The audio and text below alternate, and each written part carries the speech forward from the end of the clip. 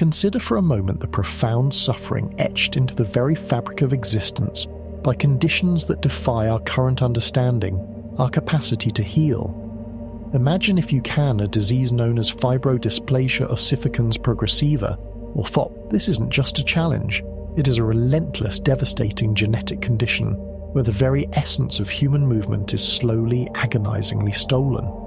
Muscles, tendons, and ligaments, the supple, vital components that allow us to stretch, to stride, to embrace, gradually, inexorably, transform into solid bone.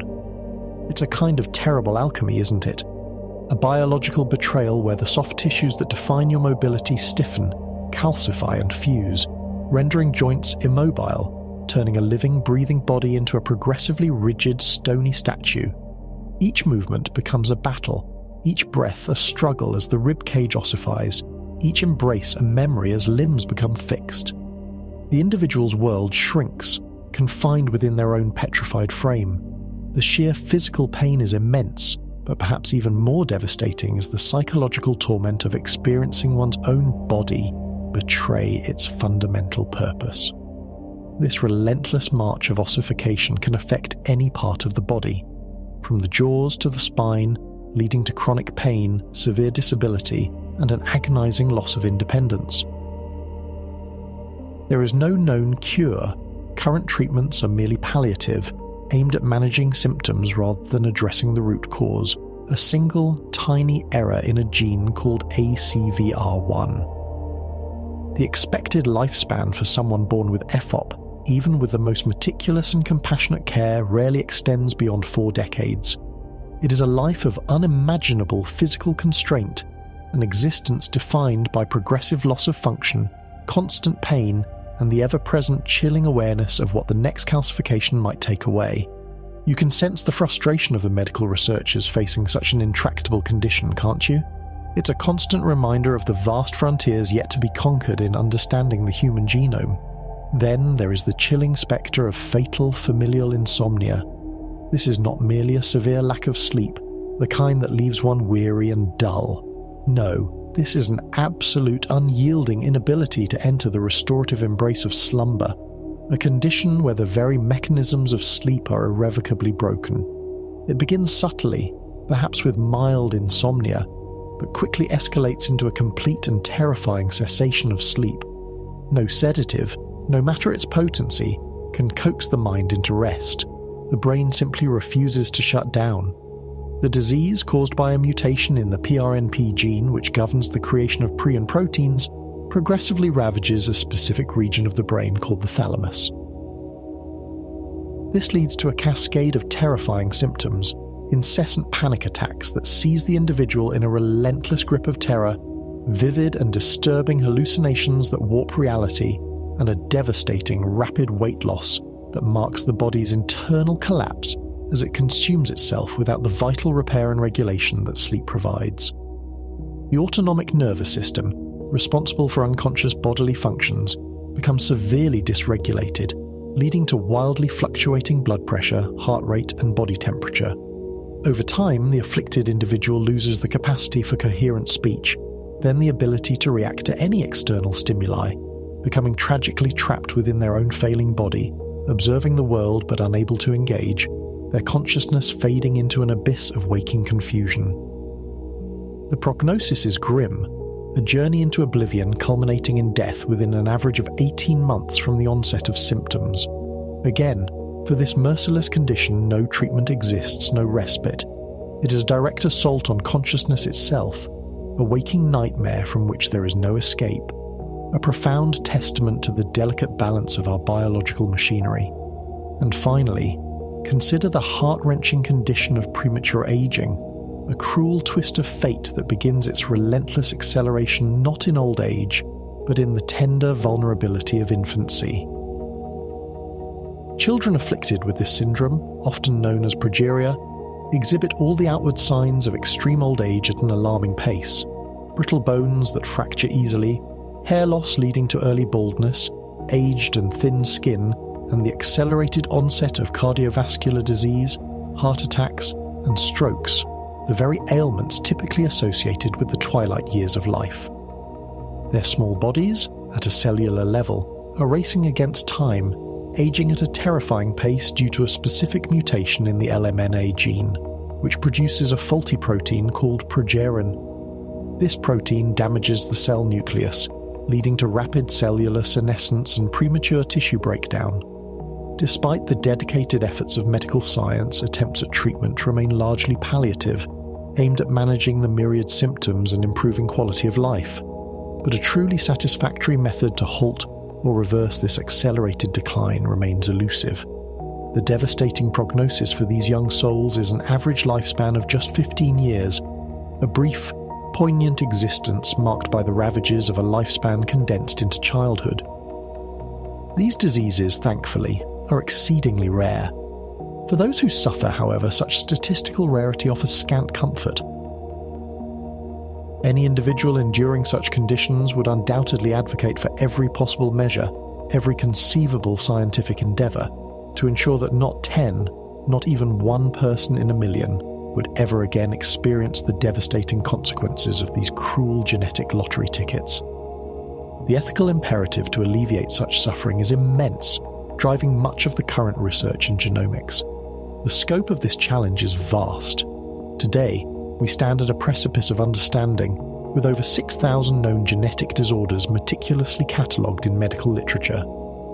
And with each passing year, new genetic anomalies are identified and described, expanding this already daunting list, revealing ever more intricate ways in which our genetic code can malfunction.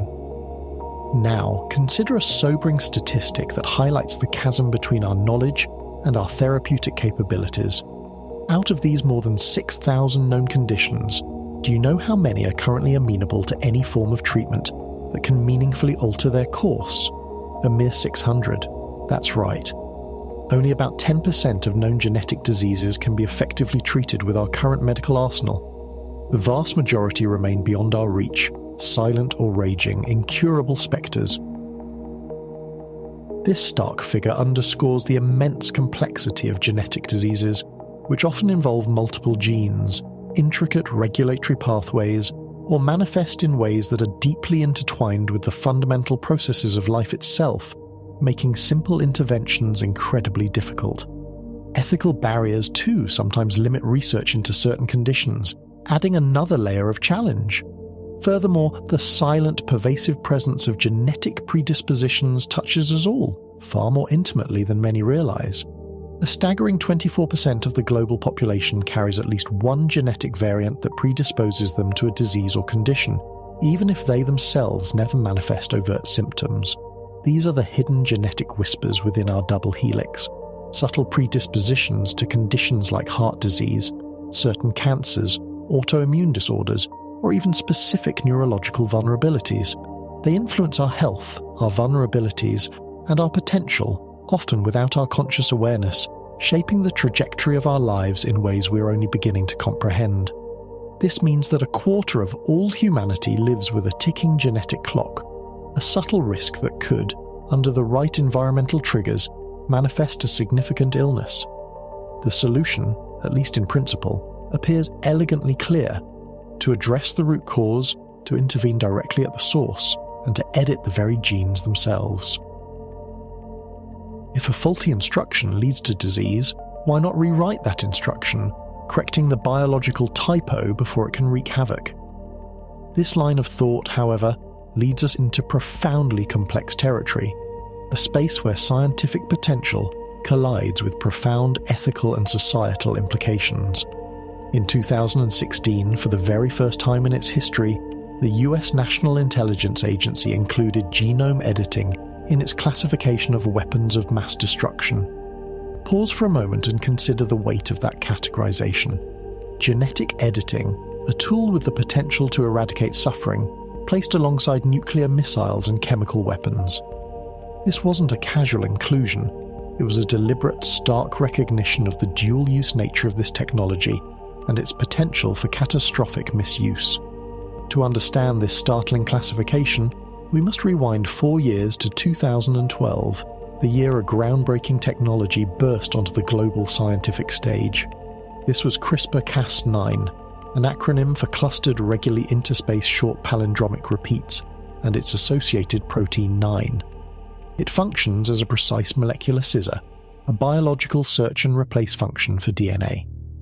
This genome editing tool was not only remarkably effective, but also astonishingly cheap and widely accessible, far simpler to use than previous gene editing methods.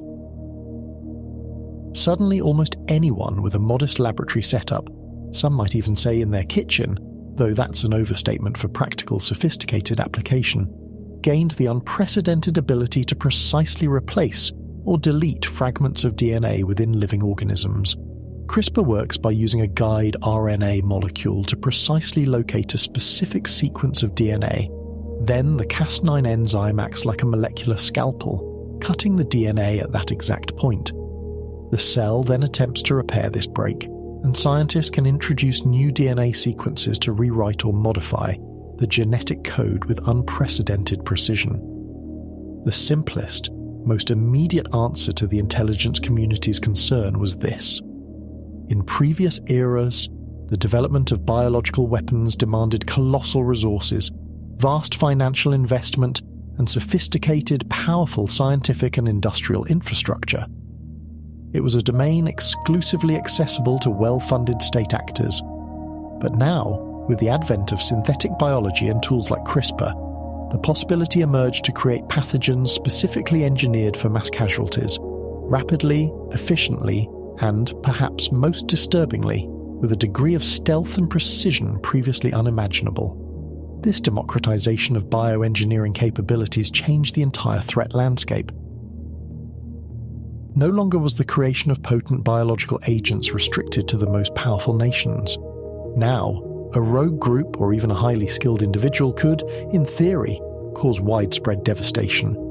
Indeed, the US National Academy of Sciences, recognizing the profound implications, prepared a comprehensive 221-page report for the military establishment on this very topic. This monumental document represented one of the very first attempts to provide a thorough, multidimensional assessment of the threats posed by CRISPR technology. Prior to this, the scientific and intelligence communities had been awash with a multitude of diverse opinions, often fragmented and specialized. It was precisely this lack of a unified, holistic understanding that prompted the Pentagon to approach the entire Academy of Sciences, seeking an overarching, consolidated evaluation of these emerging threats. The intelligence community wasn't just concerned about bioweapons, they considered broader implications such as unintended ecological disruption if genetically engineered organisms were released, or the potential for societal instability if human enhancement technologies were to create stark genetic divisions. The ethical slippery slope from treating disease to enhancing traits was also a major concern, as it could fundamentally alter what it means to be human and create new forms of inequality. And what did these eminent scientists offer as examples of potential threats? They discussed, for instance, the creation of artificial viruses, raising the chilling spectre of engineered smallpox. They gravely asserted that experiments were already underway to engineer deadly viruses against which no existing vaccine offered protection, and other such dire pronouncements focusing primarily on the immediate tangible dangers of weaponized pathogens. However, for those with a wider perspective, a deeper sense of imagination, all of this, while technically accurate and certainly worthy of concern, feels somewhat pedestrian. It's almost mundane. What? More viruses? More engineered bacteria, one might exclaim. Have we lost our minds focusing on such conventional dangers? We're talking about the perils of gene editing, the manipulation of the very fundamental code that defines all living things, that makes every organism precisely what it is. Is there truly no greater leap of imagination available to us? These concerns, while valid for national security, merely scratch the surface of the profound, existential questions raised by our newfound ability to rewrite the book of life. The true threats and opportunities lie not just in creating new diseases, but in fundamentally altering the blueprint of humanity itself. If I were tasked with preparing a report for the US intelligence community, one that aimed to outline the true, profound, and transformative threats and opportunities of genetic editing, it would encompass themes far grander and far more unsettling than mere biological warfare. What follows in this monologue is my attempt to explore these deeper currents, to provoke a quiet contemplation of what truly lies ahead. Of course, let me clarify, this is in part a playful, speculative exercise, a journey into the realm of what if. I humbly bow my head before the titans of the Academy of Sciences. Their work is a monumental, titanic achievement of scientific rigour, grounded in immediate, tangible threats. For the kind of imaginative, philosophical wildness I'm about to unleash, I would, in the best-case scenario, probably just be politely shown the door, perhaps with a kindly suggestion to stick to more empirical matters. But the purpose of this exploration is to venture beyond the immediate into the long shadows of the future. So, let us step back and examine the question of gene editing from a much broader vantage point, inviting a quiet curiosity into the nature of existence itself. Consider, for a moment, the human face. What do you experience when you encounter a face that you instinctively find appealing? It is a subtle, internal resonance, isn't it? A sense of recognition, perhaps even a quiet, unconscious aesthetic pleasure. We are undeniably drawn to faces that conform to our internalized, often unspoken ideals of beauty. But what exactly constitutes a beautiful face? There's a common saying, a comforting notion, that beauty lies in the eye of the beholder, suggesting that all perception of attractiveness is inherently subjective, deeply personal, and varies wildly across individuals across different ages, eras, ethnicities, and cultures. This idea implies a chaotic, diverse landscape of aesthetic preference, where no universal standard could possibly exist. However, when we delve into the rigorous scientific investigations of facial beauty, a more nuanced and compelling picture emerges. Studies, conducted across vast populations and diverse demographics, reliably demonstrate a striking consistency. Independent of tradition, age, nationality, or any other demographic variable, there exists a remarkably clear and consistent agreement among any given group of people regarding precisely which faces are perceived as most attractive. This suggests that the beautiful face is not merely a subjective preference, but rather a category with universal, cross-cultural appeal rooted in deeper biological signals. The features we universally find attractive, symmetry, clear skin, certain proportional ratios, often correlate with indicators of health, fertility, and genetic fitness, traits that were evolutionarily advantageous to recognize. A fascinating insight into this phenomenon came from Sir Francis Galton, a prodigious Victorian polymath, statistician, and cousin of Charles Darwin. Galton was a pioneer in many fields, and among his innovations was the development of the composite portrait technology. His original aim was, in part, to identify characteristic facial features of criminals by overlaying multiple photographs, hoping to find a common defining trait. What he discovered, however, was something far more profound and intriguing. To create a composite portrait, Galton would superimpose numerous photographs of individual faces onto a single photographic plate, creating an averaged, blurred, yet distinct image that represented the composite of the entire sample. And he noticed something remarkable. Each individual face, when viewed separately, was almost invariably perceived as less attractive than the averaged composite image. It was as if the overlaid faces in their collective average somehow converged upon the outline of an ideal, a quintessential form of beauty to which they all, in their individual variations, unconsciously aspired. This observation begs a profound question. What exactly is happening here? What underlying mechanisms drive this universal preference?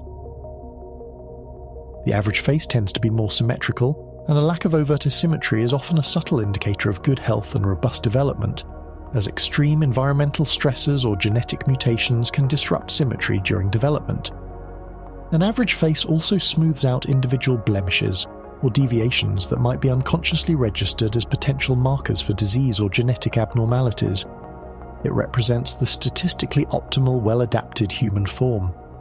Our face is an incredibly potent indicator, a crucial signal that conveys a wealth of information about our health, our vitality, and our genetic fitness. It is so profoundly important, in fact, that through countless millennia of evolution, we have developed an astonishing capacity to assess another person's external attractiveness in the merest fraction of a second, a tenth of a second to be precise. And we do this without conscious effort. This rapid automatic assessment bypasses our rational, deliberate thought processes because it is governed by the ancient foundational structures of our brain. It is an instinctual, almost reptilian response honed by eons of mate selection and survival pressures. Only after this primal unconscious evaluation has occurred do our conscious minds construct a narrative to rationalize our initial impression. Perhaps we decide the person's appeal lies in their perceived competence, their charisma, or some other learned attribute. This halo effect is a well-documented cognitive bias, where positive impressions in one area, like attractiveness, influence our overall perception of a person's other qualities. I referred to the beautiful face as an indicator. But an indicator of what, precisely? Why is a beautiful face beautiful? There are various hypotheses, but arguably the most robust and scientifically supported suggests that attractive facial features are subtly, yet powerfully associated with those genes that have proven most successful, most adaptive, across the vast canvas of evolutionary history. When we gaze upon a composite image of human faces, we are in a sense witnessing the preferred, time-tested middle ground of genetic expression. This genetic sweet spot often indicates heterozygosity, meaning a healthy mix of different gene variants, which can confer greater resilience against diseases and environmental challenges. Stark deviations from this average, much like aiming wildly off-center at a target, carry inherent risks. It is often safest and most advantageous to cluster around the evolutionary mean, the genetic sweet spot that signifies health, resilience, and reproductive viability, a testament to the wisdom of millennia of natural selection. And if we consider attractiveness in a broader sense, beyond just facial features, the advantages are undeniable. A conventionally attractive appearance bestows a myriad of benefits that permeate social interactions and life outcomes. Psychological studies have consistently shown that attractive individuals are generally perceived as more trustworthy, perhaps due to an implicit bias linking beauty with goodness. They are often assumed to be more competent, even without direct evidence of their skills, an example of the aforementioned halo effect. Their positive qualities are noticed more quickly, perhaps even amplified by the inherent bias of the beholder, while their flaws might be overlooked or minimized. They tend to earn higher incomes, a sobering reality in many professions where appearance, consciously or unconsciously, plays a role in hiring, promotion, and client interaction.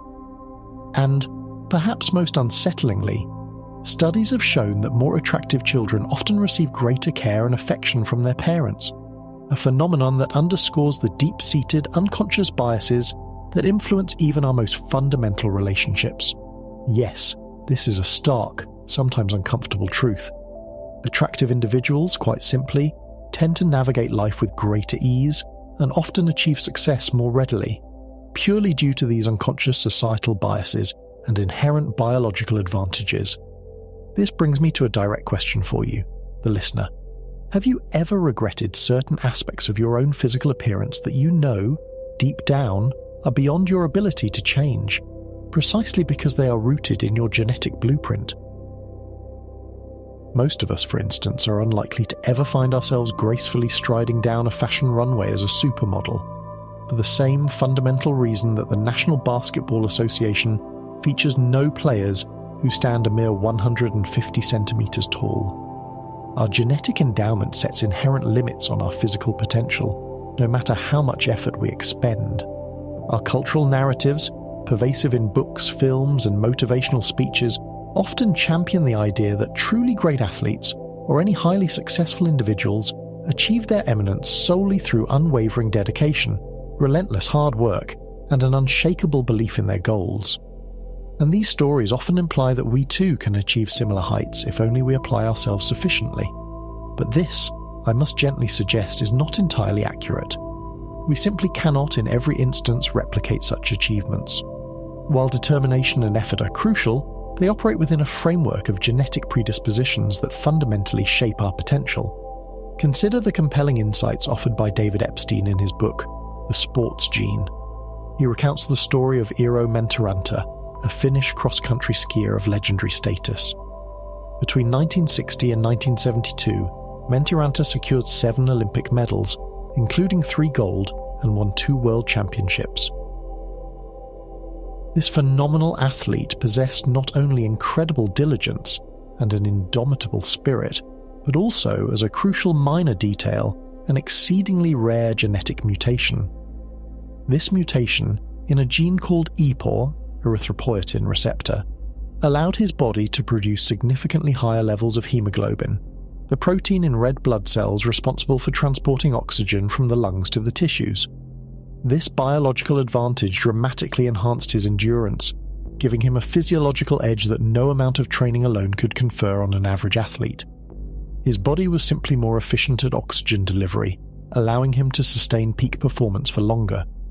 While success in elite sports is, without question, a complex interplay of myriad factors such as nutrition, coaching, strategic opportunities, psychological resilience, and plain good fortune, this does not negate the critical, often decisive role that individual genes can play in setting the upper limits of potential.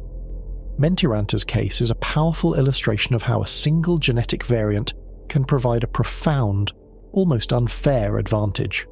For instance, many people possess a mutation in the ACTN3 gene, one of a large yet still incompletely understood number of genes that influence the speed of muscle contraction.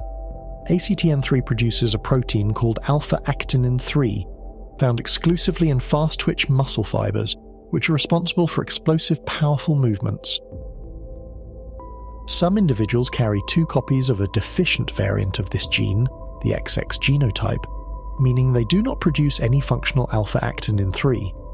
Despite extensive research into genes affecting athletic performance, ACTN3 remains the single gene most consistently linked to a predisposition for power-based sports like sprinting and weightlifting.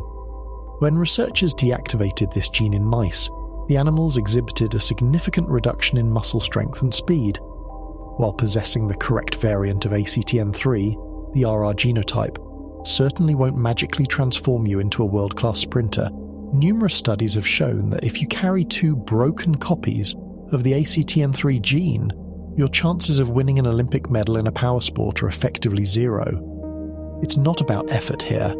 It's about the fundamental biological machinery that underpins peak performance. You can train relentlessly, but if your muscle fibers lack this crucial protein, you simply won't have the same explosive power as someone who does. Conversely, imagine having a mutation in the MSTN gene, which inhibits the production of myostatin.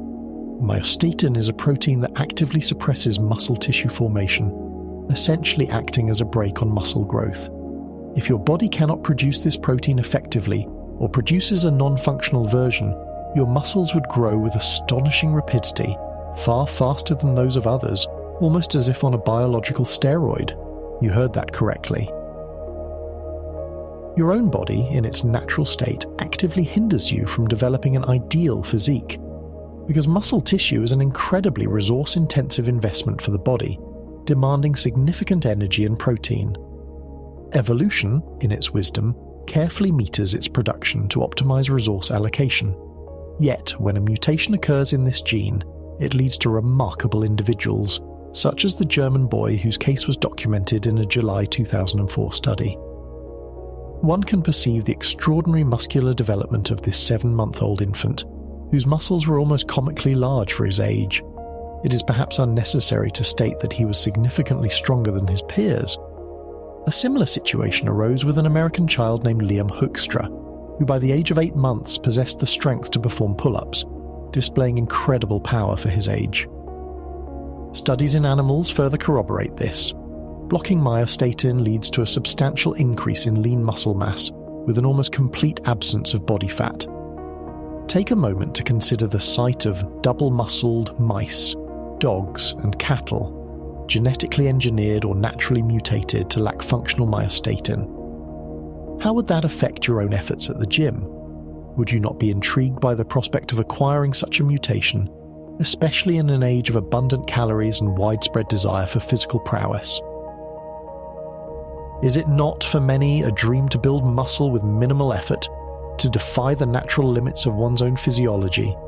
And while engaging in physical training can undoubtedly confer beneficial effects on your cognitive abilities and overall well-being, you will ultimately be confined by what is known as your reaction norm, a genetically determined potential, a bandwidth within which your abilities can be developed.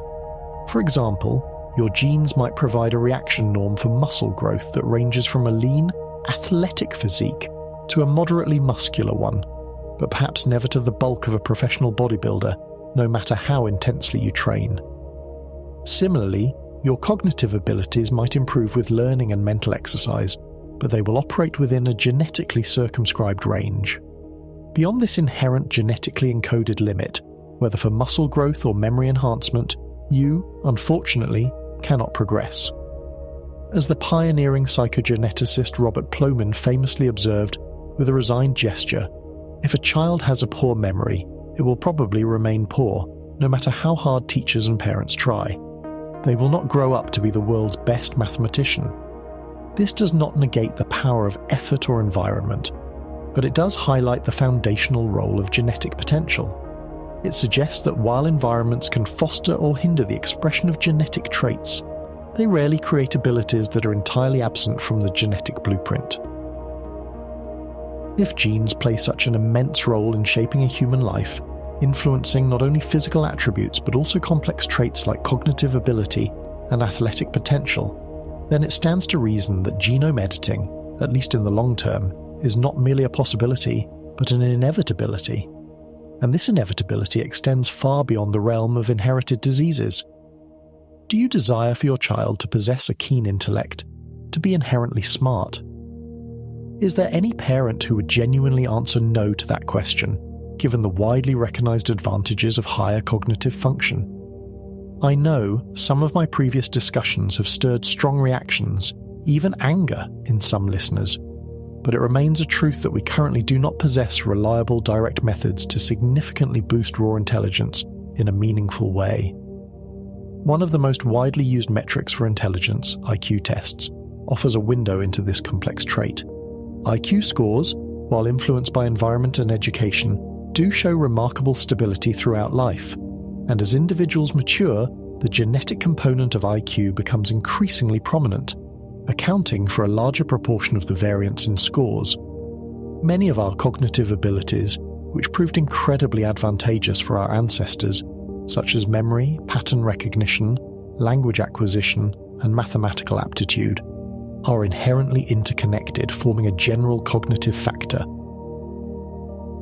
This means that individuals who perform highly in one type of cognitive test typically score well across almost all other cognitive assessments. This interconnectedness forms the very foundation of the concept of measurable intelligence. However, all of this pales in significance when confronted with the following fact. Numerous studies have consistently demonstrated that IQ is profoundly linked to an individual's overall health, their level of education, their professional success, and their longevity. And perhaps this should come as no surprise. It is not uncommon for individuals with above-average intelligence to navigate educational systems more effectively, make more informed choices about their health and lifestyle, secure higher-paying positions, and manage complex challenges more effectively, all of which contribute to better health outcomes, greater social mobility, and a longer lifespan. Of course, this is not always the case. Life is far too complex for such simple determinism, and many factors beyond IQ contribute to a fulfilling life. I recall, during my school years, ardently wishing that we would finally be offered a professional aptitude test, much like those depicted in American films. It seemed to my young mind to be one of the most crucial elements in navigating one's life path, a roadmap for one's future. Alas, it never came to pass. The idea of aligning one's innate talents with a career path seemed so logical, so empowering.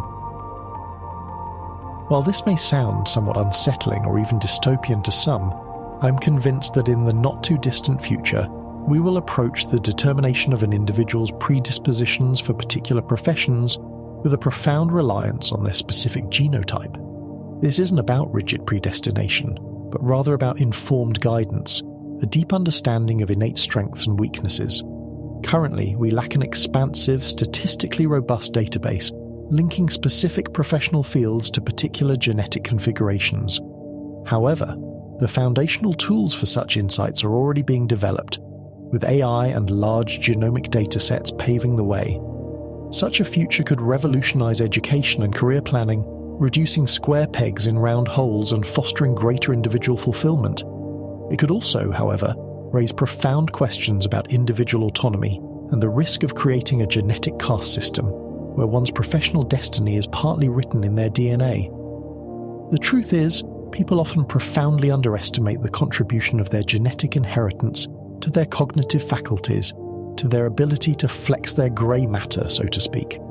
Instead, there's a common tendency to declare, "You're just lazy, you lack patience, pull yourself together." And often, such assertions hold a degree of validity for individuals operating within a typical cognitive range. But what many fail to grasp is the experience of genuinely low IQ. I too did not fully comprehend it until I witnessed it firsthand, a powerful lesson in empathy. Years ago, I worked in a factory on an assembly line comprising 8 distinct stages. Each stage was designed to be quickly mastered by any worker with average cognitive abilities. Then, a new colleague joined us. He seemed, outwardly, no different from the rest, carrying the same hopes and needs. Yet, throughout an entire shift, he simply could not master the very first stage. To help you sense what this was like, this initial stage involved inserting an aluminum radiator into a plastic container and securing it with 3 screws. It was a simple, repetitive task, requiring minimal dexterity and sequential understanding. For 8 hours he laboured, he struggled, he puffed and panted, his brow furrowed in concentration, but he could not complete the task. He was not lazy, he was genuinely unable to grasp the sequence or the motor skills required. The following day, he was let go. My understanding is that individuals like him exist, often hidden or struggling in the margins, and many among them may possess an admirable work ethic and a desire to contribute. However, tasks that most of us accomplish without a second thought, things we learn almost unconsciously, can prove profoundly challenging for them. No one suggests that genetics are the sole determinant of everything, but their significance in shaping our fundamental capabilities is immense and often underestimated. 4 billion years of evolution. It is a vast, almost incomprehensible stretch of time, and it is not a matter to be trifled with. Everything that defines our biology, every nuance of our physical and mental makeup, is the direct result of this colossal expanse of time, a tapestry woven by countless generations of survival and adaptation. For those 4 billion years, evolution unfolded according to a consistent, unchanging set of rules: natural selection, mutation, genetic drift, gene flow. But now, as Jamie Metzl argues in his illuminating book, Hacking Darwin, Genetic Engineering and the Future of Humanity, the rules have fundamentally changed. We are no longer passive subjects of natural selection. We are poised to become its architects. Indeed, in writing this very monologue, I have drawn heavily upon his insights and his vision of the future, a future that demands deep contemplation. Who is Jamie Metzl? I imagine some of you might be wondering, perhaps even shifting restlessly. I shall explain. Jamie Metzl is a technological futurist, an American author, and a senior fellow at the Atlantic Council, which advises NATO. His distinguished career has included roles in the National Security Council, the US State Department, and numerous other influential bodies, giving him a unique perspective at the intersection of science, policy, and global strategy. And yes, in his book he attempts to predict the future trajectory of humanity, a pursuit that, on the surface, might seem like one of the most audacious, even foolish endeavours of contemporary human thought, given the inherent unpredictability of the future. But not always. Consider the stark contrast. In 1962, when US President John F. Kennedy ascended the podium in Houston and delivered his now iconic speech declaring that the United States would send a human to the moon before the decade was out, he was not engaging in blind fantasy or wishful thinking. He was risking the credibility of the US at the height of the Cold War, wasn't he? Or was he truly? In 1962, almost all the fundamental technologies required for a successful lunar landing already existed. The powerful Saturn V rockets were in development. Heat shields capable of atmospheric re-entry were being refined, robust life support systems were being miniaturized, and computers capable of performing the necessary mathematical calculations for orbital mechanics and guidance were emerging, albeit in primitive forms by today's standards. Kennedy wasn't merely dreaming aloud, he was making precise, informed deductions based on existing technologies that required only further refinement, scaling, and integration, not entirely new scientific breakthroughs. The inevitability of the event was, to those in the know, palpable, a matter of political will and focused engineering. And indeed, just 7 years later, the impossible became reality. The genetic transformation of our species is no longer speculative science fiction. It is a looming biological reality, and many of you may not have been fully aware of this until this very moment, perhaps still perceiving gene editing as a distant abstract concept. This is because public understanding of scientific progress tends to increase linearly, steadily, step by step, gradually incorporating new information into existing frameworks, whereas science itself develops exponentially at an ever-accelerating pace, often leaping beyond our capacity to fully grasp its implications. So, what I am about to discuss, as Jamie Metzl suggests, is not merely probable but, in essence, inevitable. All the necessary conceptual and technological instruments are already present or rapidly emerging from laboratories around the globe. The only question that remains is whether these profound changes will unfold within the coming decades, or perhaps within a century. One thing we can state with a degree of certainty is this: within 100 years in developed nations, the process of having children will fundamentally diverge from how we have approached it until now, moving from a matter of chance to a matter of choice. Let me present an image, a concept for your consideration. Does the notion of a woman born on July 25th, 1978, in England, strike you as somehow unnatural or even intrinsically wrong? The newspapers of the world at the time certainly thought so, hailing her as the baby of the century. The global media frenzy around her birth was unprecedented. A poll conducted in the United States just months after her birth revealed a staggering awareness. 93% of Americans had heard of this English infant, a testament to the profound societal impact of her arrival.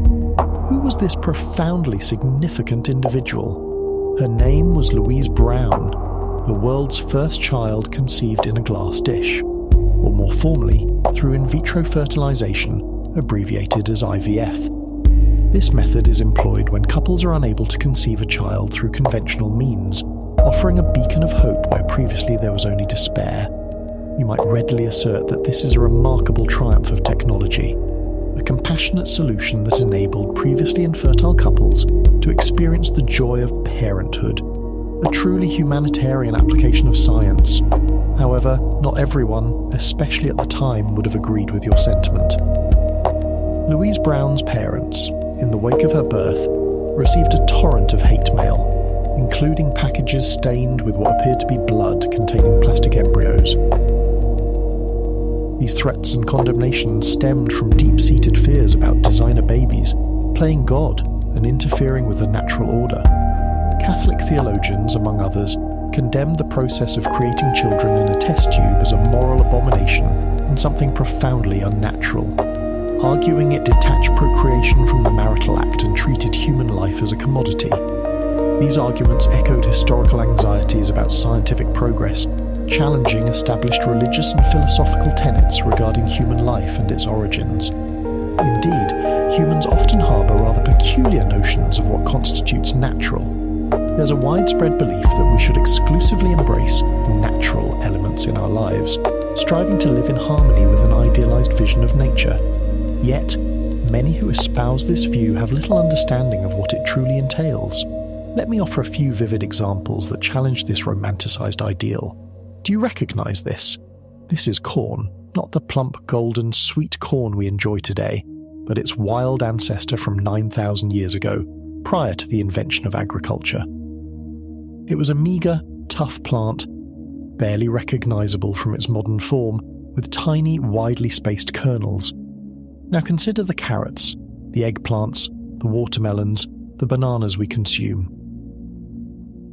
Almost all the fruits and vegetables available to us today, even those labelled organic and sold in artisanal markets, are the direct result of thousands of years of our deliberate, relentless selective breeding. Are they natural then? They are products of human intervention, genetically modified by generations of farmers, long before the advent of modern genetic engineering techniques. Agriculture itself is, in essence, a vast global program of genetic modification, refined over millennia, bending nature to our will. As the Russian Soviet biologist and plant breeder Ivan Vladimirovich Mishurin famously stated, "We cannot wait for favours from nature. Our task is to take them from her." The very idea of an untouched, benevolent naturalness is often a romanticised fiction, contradicted by millennia of human history. Our domesticated animals, from dogs to cattle, are likewise products of intense artificial selection, genetically distinct from their wild ancestors. We build artificial environments, develop medicines, and constantly seek to control and manipulate our surroundings. It is an inherent human drive. Imagine, if you would, contracting a severe bacterial infection. What would you choose?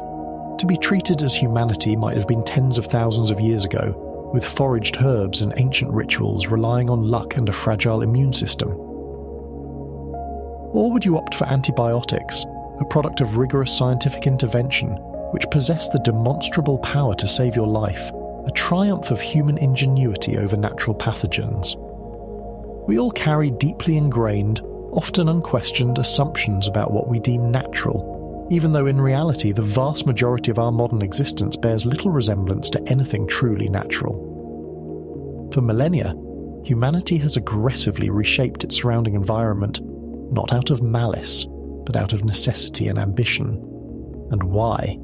Because there is no inherent harmony with nature in the sentimental sense. While we are undeniably a part of nature, from our very inception, nature has consistently, relentlessly attempted to extinguish us through disease, predators, and harsh environmental conditions. If you were to be transported back in time, say, 100,000 years, you would instantly confront any number of creatures, diseases, or environmental hazards capable of swiftly ending your existence. From a purely physical strength perspective, we are a relatively weak species. Yet, our extended phenotype, our tools, our weapons, our collective intelligence, our ability to modify our environment, transformed humanity into the ultimate super-predator on this planet. The relative safety and comfort of our modern habitat is, in large part, our own doing, a testament to our capacity to unite, innovate, and in many ways defiantly challenge the natural order. So, despite the initial protests and the disapproving gazes that greeted Louise Brown's birth in 1978, IVF technology has not only endured but flourished, becoming a mainstream medical procedure. Since then, over 8 million children have been born through IVF, exhibiting no discernible physical deviations from their naturally conceived peers. In the United States, approximately 1.5% of all births now occur via IVF, integrating it into the fabric of modern reproduction. In Japan, that figure approaches 5%, reflecting a growing acceptance and reliance on these advanced reproductive technologies. Before I elaborate on the profound implications of this, I want to emphasize a crucial point. IVF, in its current iteration, is a complex, often physically demanding, and expensive procedure, and its success rates, while improving, are not yet perfect. It involves hormone injections, egg retrieval, laboratory fertilization, and embryo transfer, all of which carry physical, emotional, and financial burdens. But here is the critical pivot.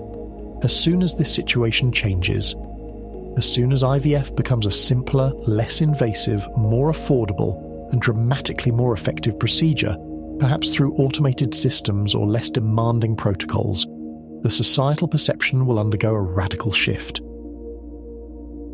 Parents who choose to conceive children through the traditional, standard method, rather than through IVF, will be regarded with increasingly severe condemnation. They will be judged for their perceived irresponsibility, much in the same way that parents who refuse to vaccinate their children are viewed with profound societal disapproval today, accused of neglecting their child's well-being. The moral landscape shifts dramatically when a better option becomes readily available, and here is why. In 1990, a mere 12 years after Louise Brown's birth, medical scientists achieved a new milestone. They successfully developed techniques to safely examine a human embryo prior to implantation, conducting tests for certain genetic diseases. This type of screening became known as pre-implantation genetic diagnosis, or PGD. What this meant was that from the several embryos typically generated during an IVF cycle, it became possible to analyse their DNA for potential unpleasant surprises, specifically the presence of various genetic disorders. This involves a delicate biopsy of a few cells from the early embryo, usually at the blastocyst stage, which are then genetically analysed.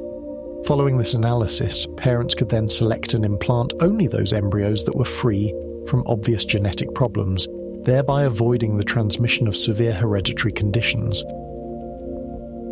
The benefits, at face value, are undeniable, offering parents the profound ability to mitigate inherited suffering.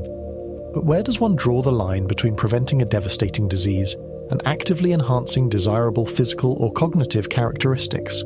This is the core ethical dilemma, the fundamental slippery slope. If we possess the ability to screen out embryos predisposed to congenital muscular dystrophy, a debilitating disease, why would we not also be able to select an embryo, for instance, with a genetic predisposition for easily building muscle mass, or for exceptional cardiovascular health, or even for superior cognitive function? The boundary between therapy and enhancement is not just blurry, it is in many ways arbitrary, a construct of our current moral sensitivities, and we are almost certainly destined to cross this threshold. Indeed, some have already stepped across it. Consider, for example, the websites of clinics in the United States that openly offer IVF with screening services, not only to exclude certain genetic pathologies, but also simply to allow prospective parents to choose the sex of their future child. This is a clear case of enhancement, driven by personal preference rather than medical necessity. And this, I assure you, is merely the beginning. Far more intriguing and considerably stranger services are emerging. How does this sound? For parents who themselves live with conditions such as dwarfism or deafness, some clinics now provide the option to select embryos that carry the very genetic markers for dwarfism or deafness. Is this ethical? The question is fraught with complexity, sparking fervent debates. For some, it is a profound affirmation of identity, a way to ensure their child shares their unique experience and culture, such as in certain deaf communities where deafness is not seen as a disability but a distinct way of being. For others, it is a disturbing rejection of the ability to prevent what most would consider an impairment, a deliberate choice to perpetuate a condition that could otherwise be avoided. But the fact remains, these services exist, challenging our preconceived notions of health and normalcy. Let us turn our attention to Down syndrome. Children born with Down syndrome possess an additional copy of chromosome 21, which can lead to various health challenges, including heart defects, developmental delays, and cognitive impairments of varying degrees. It also increases their risk for certain cancers and generally reduces life expectancy. Yet, many individuals with Down syndrome grow into happy, socially integrated people who bring immense joy and make meaningful contributions to the lives of those around them and to society at large. Many parents, siblings, spouses, and friends of individuals with Down syndrome often regard them as a profound blessing, enriching their lives in unexpected ways. But here is what is particularly telling. Beginning in the 2000s, doctors in Iceland were mandated to inform expectant mothers about the availability of screening tests, fully covered by the national healthcare system, that could, with a high degree of accuracy, determine whether their child would have Down syndrome or other genetic conditions. Over the course of a decade following the introduction of these tests, virtually every woman who received a positive result for Down syndrome chose to terminate the pregnancy.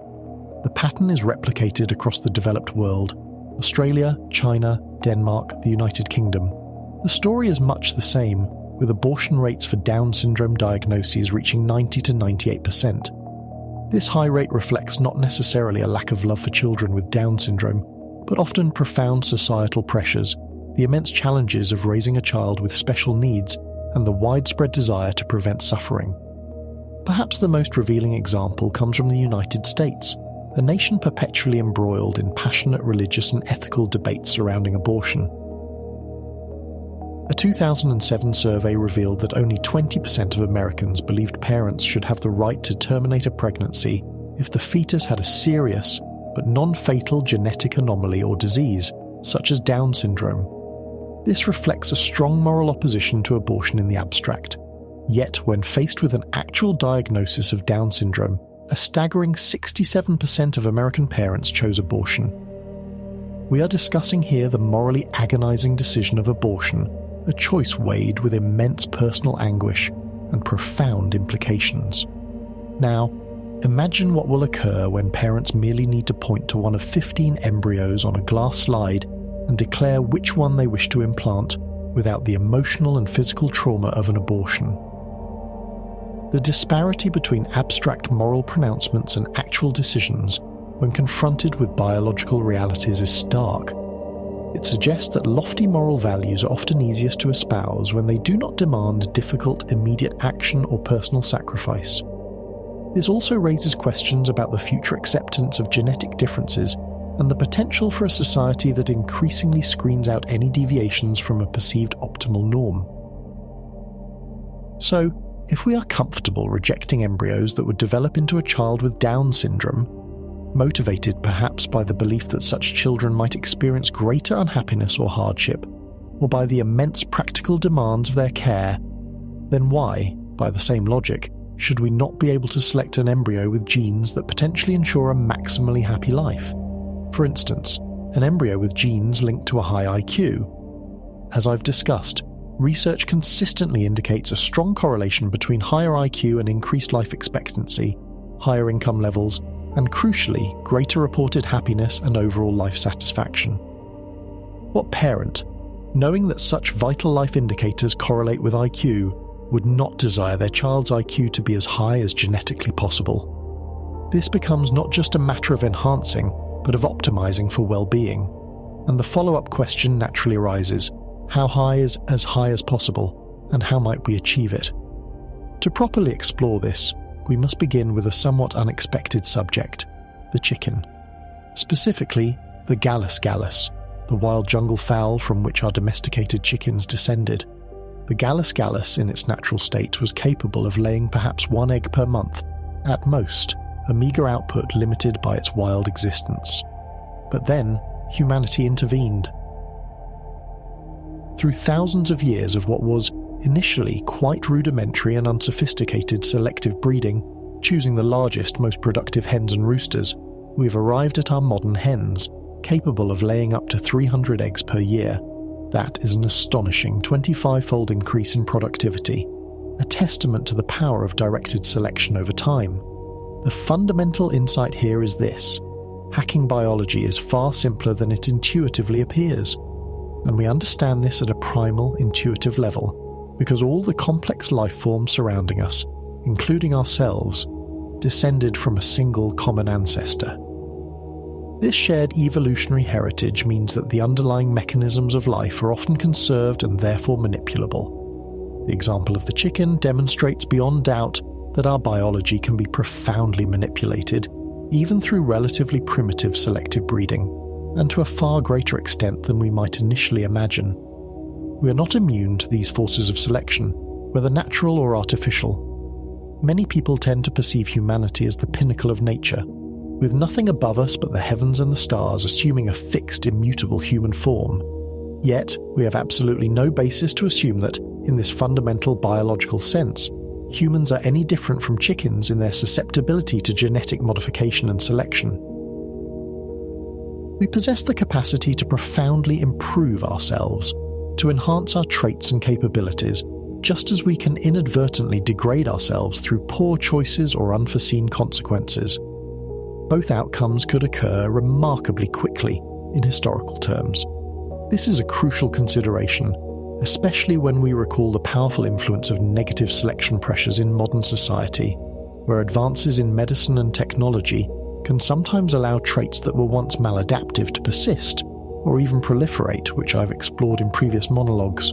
However, the problem, and the beauty of human complexity is that we cannot simply breed humans with specific characteristics, as we did with chickens, for a myriad of deeply ingrained societal, ethical, and practical reasons.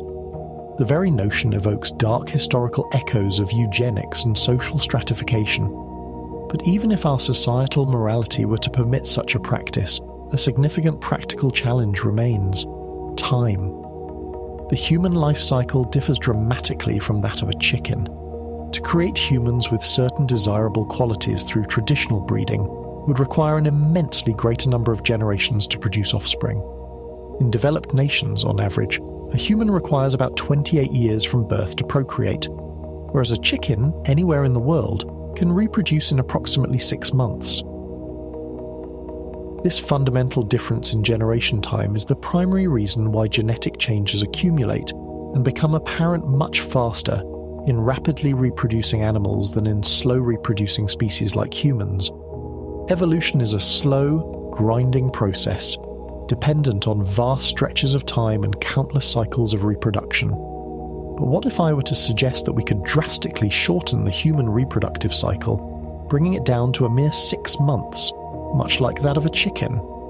The number of sperm a man can produce is, for all practical purposes, almost limitless, an endless supply of genetic potential. However, the number of eggs we can retrieve from a single woman during an IVF procedure is strictly limited, typically to 10 or 15, a precious and finite resource. Consequently, parents at present can only select from a maximum of 10 to 15 embryos. What if we could multiply this number by orders of magnitude, dramatically increasing the quantity of eggs available for IVF? We cannot, of course, harvest an unlimited number of eggs directly from women without extreme risk and ethical concerns. But this becomes unnecessary, because here, stem cells come to our aid. Stem cells are remarkable pluripotent cells, meaning they possess the astonishing ability to differentiate and become almost any other type of cell in the body. Imagine taking readily available cells, perhaps from a simple blood sample or a skin biopsy, and reprogramming them into induced pluripotent stem cells. These stem cells could then be guided through sophisticated laboratory protocols to develop into fully functional egg cells or sperm cells. This breakthrough bypasses the natural limitations of the human reproductive cycle. Not if, but when, this process becomes entirely safe, efficient, and routinely applicable for human use, women undergoing IVF will no longer be limited to fertilizing 10 or 15 of their natural eggs. They will be able to generate and fertilize hundreds, perhaps even thousands, of egg cells derived from their own stem cells. Instead of screening a meager handful of embryos, prospective parents will have the unprecedented power to analyze hundreds, even thousands, selecting only the very best, the most genetically optimal. This dramatically increases the odds of finding an embryo free of disease and possessing desired enhancements. This technology also opens the door to creating gametes from individuals who are infertile or postmenopausal, further expanding reproductive possibilities. Yes, I understand that this prospect may sound unsettling, even horrifying to some. It conjures images of assembly line humanity, of children chosen from a catalogue. But it's profoundly unlikely that our species will ever collectively reject a technology capable of eradicating horrific diseases, dramatically improving our health, and substantially increasing our lifespan. Despite any perceived drawbacks or ethical qualms, humanity has consistently embraced technologies that promise to alleviate suffering and enhance our lives, whether they be explosives, atomic energy, anabolic steroids, or plastic surgery. The allure of a healthier, longer, more capable life is a powerful, almost irresistible driver of human action. With embryo screening, our innate drive to eliminate genetic diseases will compel us to act as swiftly as possible, and in the medium term to begin altering and improving other human capabilities. Perhaps in the distant future, we will even be preparing ourselves for life on a warmer Earth, or in the challenging environments of space, or on other planets, by genetically engineering adaptations to extreme conditions. This is the scenario that could, potentially, mark the effective end of sexual reproduction for the purpose of conception, or at least its significant marginalization. Because who, in a future where such technology is commonplace and accessible, safe and affordable, would willingly gamble with the genetic lottery of their child's future? Who would choose to play Russian roulette with their offspring's genes when a precise, predictable alternative exists? Who would risk not undergoing a safe, inexpensive procedure to ensure their child inherits the most robust, advantageous combination of their and their partner's genes, free from known vulnerabilities? How many individuals would be willing to watch a neighbour's child succumb to a preventable genetic disease and not hold the parents accountable for their choice to forgo available technology? The moral calculus will shift dramatically, placing the onus on parents to justify not enhancing their children. And once we have meticulously screened out all embryos carrying genetic diseases, eliminated those with elevated risks for cancer and diabetes, and discarded those with genes correlated with depression, schizophrenia, or psychosis, after all of these critical selections aimed at preventing suffering and ensuring health, would you not then, almost instinctively, point to the embryo possessing characteristics correlated with the healthiest and longest life, perhaps even to an embryo with genes associated with a high IQ? The logical progression from disease prevention to enhancement for well-being seems almost inevitable. The question becomes not if we will do this, but when and to what extent. What parent, knowing that such vital life indicators correlate with IQ, would not desire their child's IQ to be as high as genetically possible? This becomes not just a matter of enhancing, but of optimizing for well-being, for a life of greater opportunity and fulfillment. And the follow-up question naturally arises: how high is as high as possible, and how might we achieve it? Some might argue that such precise prediction of genes responsible for IQ is utopian, perhaps even impossible. The reality is that, like genes determining height, the genetic architecture of intelligence is incredibly complex, involving a vast number of contributing genes, each with a small effect. For height alone, approximately 800 distinct genes have been identified to influence it in some way. And while the complete list of genetic determinants for height is still being elucidated, Stephen H. Su, a theoretical physicist and vice president for research at Michigan State University, has conducted groundbreaking work demonstrating how, using only currently known genetic factors, one can predict a person's future height with astonishing accuracy. Shu's team utilised genomic data from 500,000 individuals within the UK Biobank to predict adult height based solely on genetic information. They then compared these predictions to the actual measured height of the individuals. The margin of error was remarkably small, no more than 2.5 centimetres, or approximately 1 inch. Yes, we can predict a person's height with a plus or minus 2.5 centimetre accuracy just by examining their DNA, a feat that would have seemed like science fiction a few decades ago. Now tell me, why would this not eventually hold true for intelligence, and for almost every other complex human trait? The argument often raised is that intelligence is a more abstract concept, inherently more difficult to define and measure, unlike a physical attribute like height. I would agree, but the fact that something is more difficult certainly does not mean it is impossible. The complexity is a challenge to be overcome, not an insurmountable barrier. Currently, we have identified only about 200 genes that are, in some way, correlated with above-average intelligence, and each of these identified genes accounts for only a tiny fraction of the total variability in human IQ. Many of these are common variants found in a significant portion of the population, each contributing a very small positive or negative effect to cognitive function. Broadly speaking, the few hundred genes we have thus far discovered, out of the thousands potentially influencing intellectual development, tell us relatively little about the full cognitive capabilities of any abstract or real person. The full genomic picture remains elusive, and yet, the sheer speed with which we have been able to identify even these few genes, especially considering our relatively early stage of genetic understanding, strongly suggests our capacity to uncover many, many more. The pace of discovery is accelerating exponentially.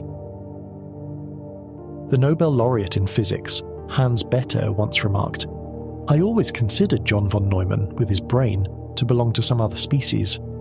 He perceived von Neumann as a clear example of human evolution in action.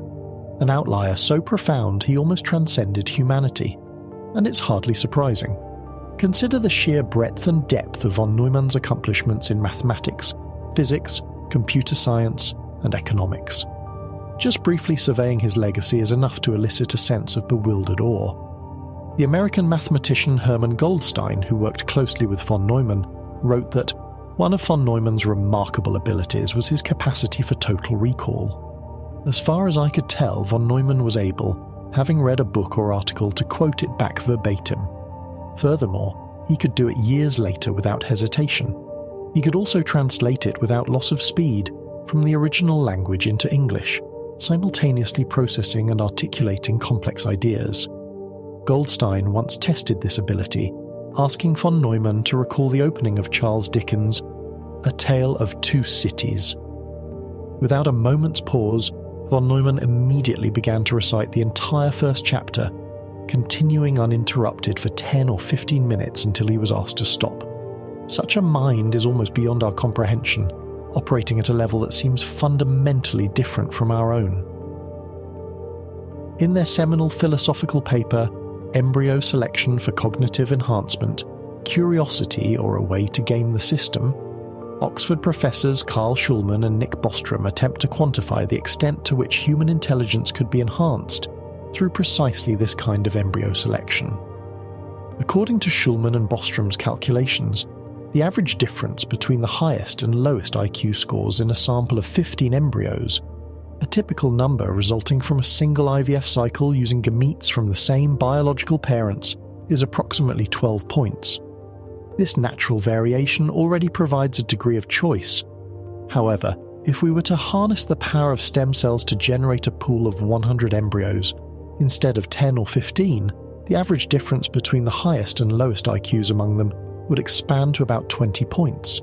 And if we could generate 1,000 embryos for selection, the average difference in IQ between the highest and lowest would increase to roughly 25 points on the IQ scale. While 25 points might seem like a modest gain when spread across 1,000 embryos, this average difference, over the course of a lifetime, can account for vastly different life experiences and opportunities, including educational attainment, career paths, and problem-solving abilities. It represents a significant shift in potential. And yet, this is not the ultimate potential you came here to explore, is it? You're interested in the truly astronomical IQ scores, the limits of what we might theoretically achieve. For that, we would need to engage in an almost unthinkable practice, recursively breeding embryos with the most desirable characteristics among themselves. Yes, you heard me correctly. I said breeding human embryos among themselves. The very idea, as you consider it now, might sound like something ripped from the pages of a dystopian science fiction novel, evoking unsettling images of human farms and genetic manipulation run amok. But fundamentally, there are no principled biological limitations preventing such a process from a purely scientific standpoint, only profound ethical and societal barriers. The process outlined by Jamie Metzl, while deeply unsettling on paper, is conceptually rather straightforward, building upon the principles we've already discussed. Imagine two parents who have undergone the entire IVF procedure I've just described, including comprehensive genetic screening. From a pool of 1,000 embryos, they have meticulously selected the single best one, possessing the most promising genetic predispositions for a high IQ, perhaps an embryo with a predicted IQ of 125, which is already above average. But now, instead of implanting this embryo into the mother's womb to be born, they instead allow it to develop slightly in vitro. From this developing embryo, they extract a few cells. These cells are then used to create new gametes, new sperm and egg cells, using the same stem cell reprogramming techniques that transformed the mother's blood cells into eggs in the first place. This creates a new generation of gametes, effectively from a nascent human, with a superior genetic profile. Now imagine another pair of parents who have gone through the identical process, selecting their own genetically superior embryo. From their best embryo, we derive new sperm cells, or egg cells, depending on the initial sex of the chosen embryo. If we then use the sperm from the second embryo to fertilize the egg cells derived from the first embryo, these two chosen embryos effectively become the biological parents of their offspring. The original father and mother of the first embryo and the father and mother of the second would then effectively become the biological grandparents of this new second-generation embryo. This grandchild embryo, now carrying an even more concentrated set of desirable genes, can then, in turn, be bred with an embryo from another set of ancestral parents, making the original parents now biological great-grandparents. Theoretically, this process could continue almost indefinitely, recursively, through many generations of in vitro breeding, until an embryo, the product of multiple generations of meticulously selected breeding and genetic concentration, is finally implanted into a surrogate mother for gestation and brought to term. The not insignificant nuance, and a deeply uncomfortable one for many, is that the child born would not truly be the direct child of the individuals who initiated the process, but rather the highly optimized offspring of their genetically selected grandchildren, or further descendants. They would be more akin to ancestors or designers than traditional parents, making a profound break with our established understanding of lineage and family. Would many agree to such a profound redefinition of parenthood, to relinquish direct genetic connection for the sake of optimization? While certainly not everyone, it is equally certain that some individuals driven by ambition, scientific curiosity, or a desire for the best child would. By recursively breeding embryos in this manner, instead of progressing through, say, 3.5 human generations per century, through natural reproduction, we could potentially cycle through 200 generations within the same time frame. To put that into perspective, stepping back 200 human generations through natural means would take us back to roughly the point in history when the wheel was invented, a time of fundamental human change. By repeatedly selecting and breeding embryos with the most desirable sets of, let us call them intellectual, genes, we could in effect create a new breed of humans, much like our super fertile chickens, but instead super intelligent, fundamentally altering the cognitive landscape of our species. So, the tantalizing question remains, what kind of IQ could we achieve through such a process? When we delve into the mathematics of recursively breeding these meticulously selected embryos, the resulting figures become truly astounding. According to Shulman and Bostrom's calculations, just 5 generations of this recursive embryo selection, starting with groups of 10 embryos and selecting for the highest IQ, could lead to an increase in average IQ of approximately 65 points. To help you fully grasp the significance of a 65-point IQ difference, let me clarify. The average human IQ is typically set at 100 points, encompassing the vast majority of the population. An IQ of 100 plus 65, which is 165, represents an extraordinarily high level of intelligence. It is often said, though I must stress this is anecdotal and difficult to verify, that Albert Einstein possessed an IQ of around 160. Let me pause here and emphasize this point. It is often said, but there is no definitive, confirmed evidence of Einstein's exact IQ from a standardized test.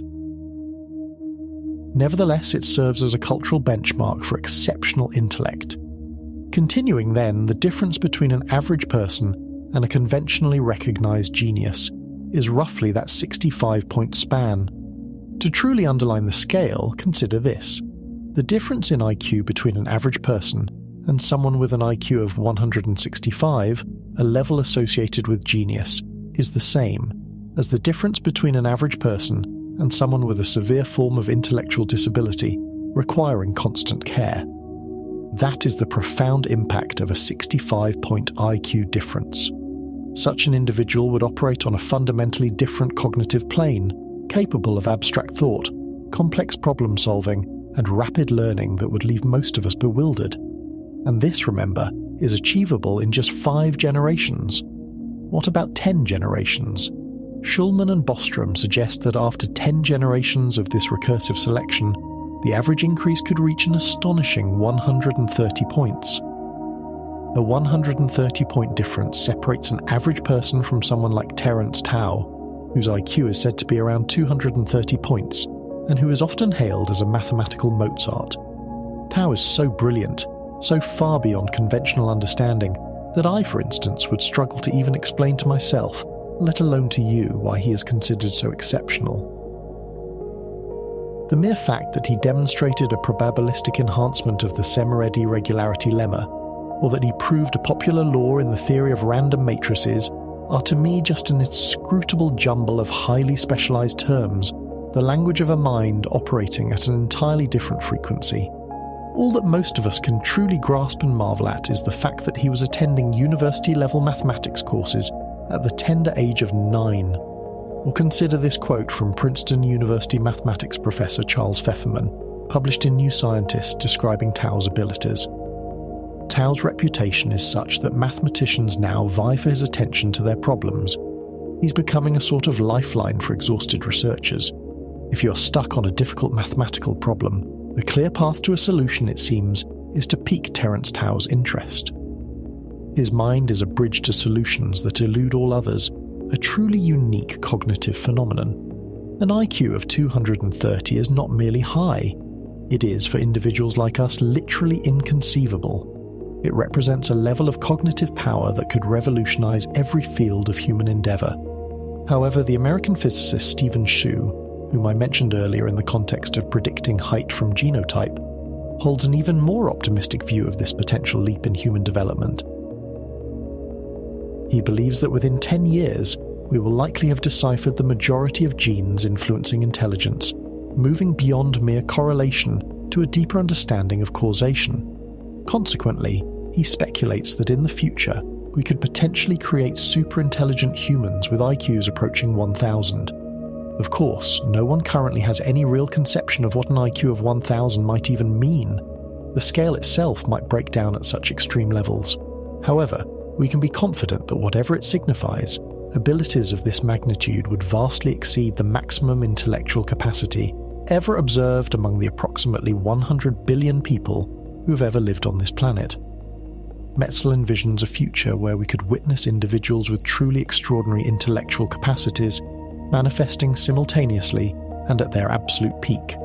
Perfect recall of language and images, super-fast thought processes and computational ability, brilliant visualization of geometric space and even higher dimensions, the capacity for multi-layered analysis and parallel contemplation, an intuitive grasp of complex systems, and a list of other unparalleled cognitive attributes that would continue almost indefinitely, making them seem like beings from another evolutionary path.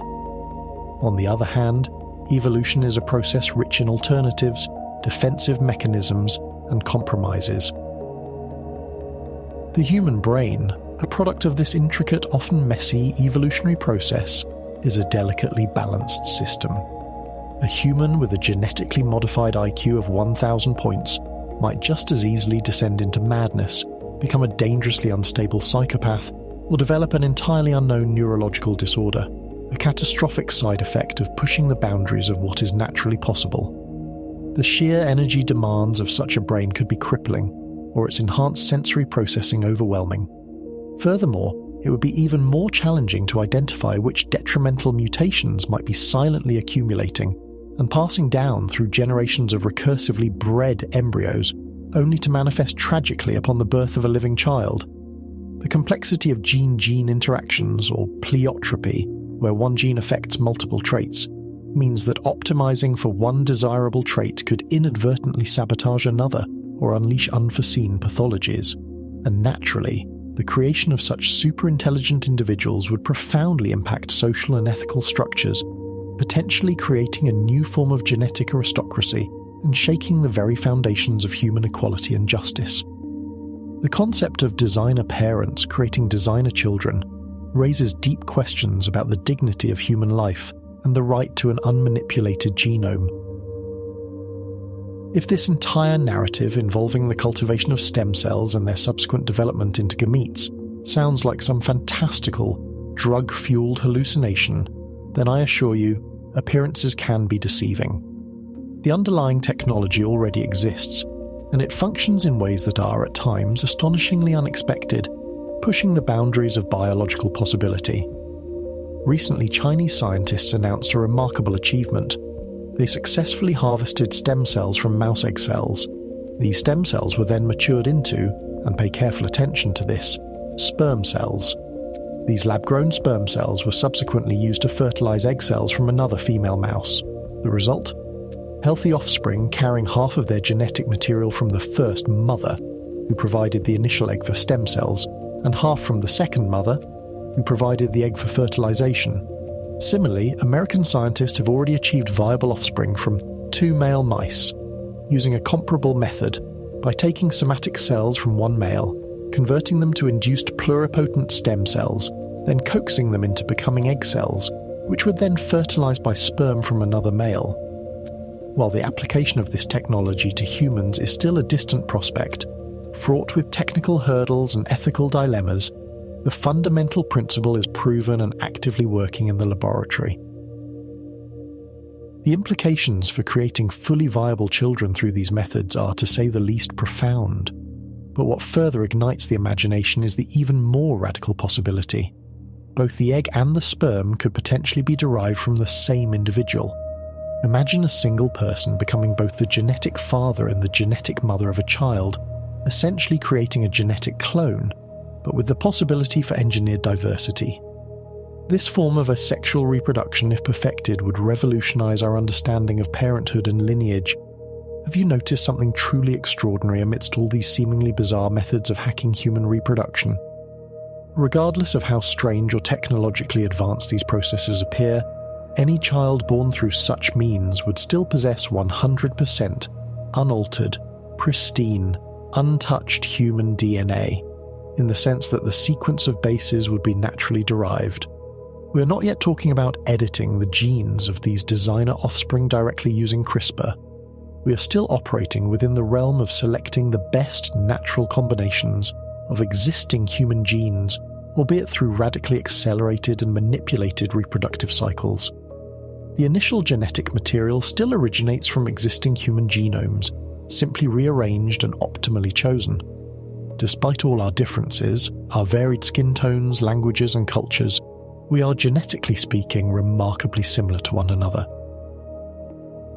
Indeed, a study led by Oxford University revealed that groups of chimpanzees in Central Africa exhibit greater genetic diversity among themselves than all the human populations living on different continents combined. This is a truly astounding finding, underscoring our relative genetic homogeneity. One crucial reason for this striking lack of human genetic diversity lies in the repeated near extinctions our ancestors faced throughout history, periods known as bottlenecks.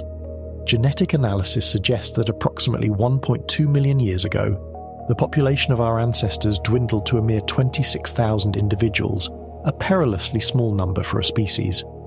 Then, about 150,000 years ago, human numbers may have plunged to only around 600 individuals, teetering on the very brink of survival in southern Africa, a population equivalent to a very small village. And yet again, 70,000 years ago, when volcanic ash from the Sumatran supereruption obscured the sun for 6 long years, causing a volcanic winter, the total human population plummeted to just a few thousand souls, perhaps as few as 2,000. What is 70,000 years in the grand conservative sweep of evolution? Not very much at all. This series of bottlenecks drastically reduced our genetic diversity, leaving us all remarkably alike under the surface, making us in some ways more vulnerable than other species. Directly editing the human genome, for example, via CRISPR-Cas9, carries an enormous number of inherent dangers. Even if we could flawlessly and unerringly cut and replace sections of biological code, achieving perfect precision in terms of sequence, we might inadvertently remove or alter a gene whose crucial importance we do not yet fully comprehend. The human genome is not a simple linear code. It is a complex, three-dimensional structure with intricate regulatory networks, epigenetics, and non-coding regions that play vital roles. The consequences of such an action might not be immediately apparent. They could manifest later in life, perhaps in subtle disease predispositions, or even appear only in subsequent generations, an unforeseen biological time bomb. This is precisely why, for instance, an innovative Canadian company is now combining artificial intelligence with genomics, striving to identify complex patterns in disease manifestation. As their representatives articulate, the future of medicine will rely almost entirely on artificial intelligence, because the intricate web of human biology, with its millions of interacting parts and complex pathways, is simply too complex for the human mind alone to fully grasp, even for the most brilliant scientists. So, do you understand the core challenge? We currently lack, and are unlikely to acquire anytime soon, a complete holistic understanding of what every specific gene does and how it interacts within the vast interconnected network of the human genome. The concept of a gene itself has become far more complex than the simple Mendelian unit of inheritance envisioned a century ago. Rex Young, a geneticist at the Whitehead Institute in Cambridge, Massachusetts, notes that when he first began teaching as a young professor 2 decades ago, it took him only about 2 hours to explain to novice students what a gene was and how it worked. Today, he and his colleagues require 3 months of lectures to convey the contemporary understanding of the gene concept. And this is not because students have become less capable, but because our scientific understanding of genes has exploded, revealing layers of complexity, including regulatory elements, non-coding DNA, alternative splicing, and long-range interactions that make the genome a dynamic rather than static entity. All we can do at present is to observe patterns and correlations between genes and certain traits, typically by analysing very large, often gigantic datasets. For example, we might compare the genomes of individuals suffering from schizophrenia with a large, carefully matched sample of healthy individuals of the same sex, age, and background. We then look for specific differences in their genetic code. The task of fully understanding the myriad functions of each gene and its complex interplay with every other gene is incredibly daunting, a profound black box problem. Therefore, we do not yet fully comprehend how to perform significant genetic modifications on complex traits without inadvertently causing unintended harm to other parts of the genome, disrupting delicate balances we don't fully perceive.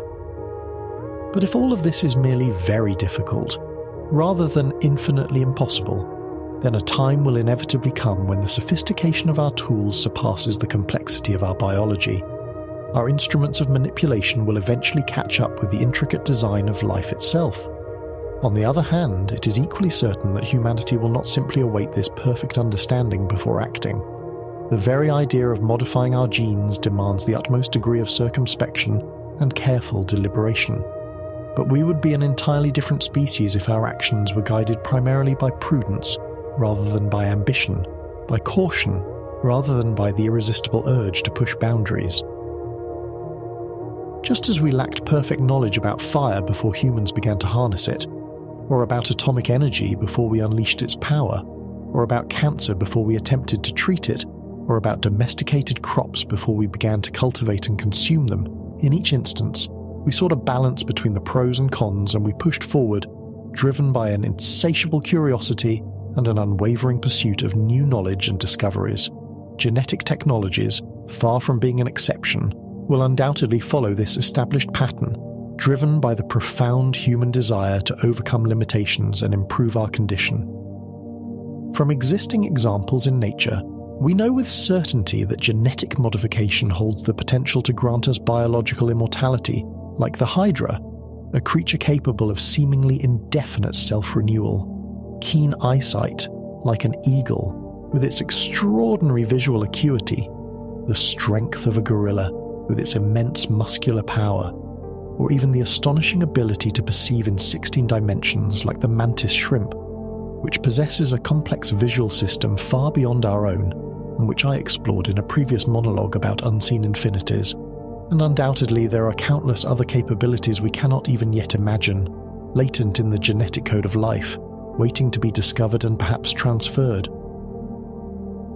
What would it mean for humanity to shed the constraints of aging, to possess the sensory abilities of different species, or to experience the physical prowess of the wild? These questions move beyond mere enhancement to a redefinition of human nature itself. You might argue, I don't want this, I won't participate, it's unethical, and it's wrong to make such decisions for an unborn child. Firstly, it is possible to do so, and we, as a species, constantly make such decisions both large and small that profoundly impact future generations. And secondly, there are many who will most certainly not echo your sentiment. The pressures of a competitive world, the desire for advantage, will be a powerful driver. Consider this.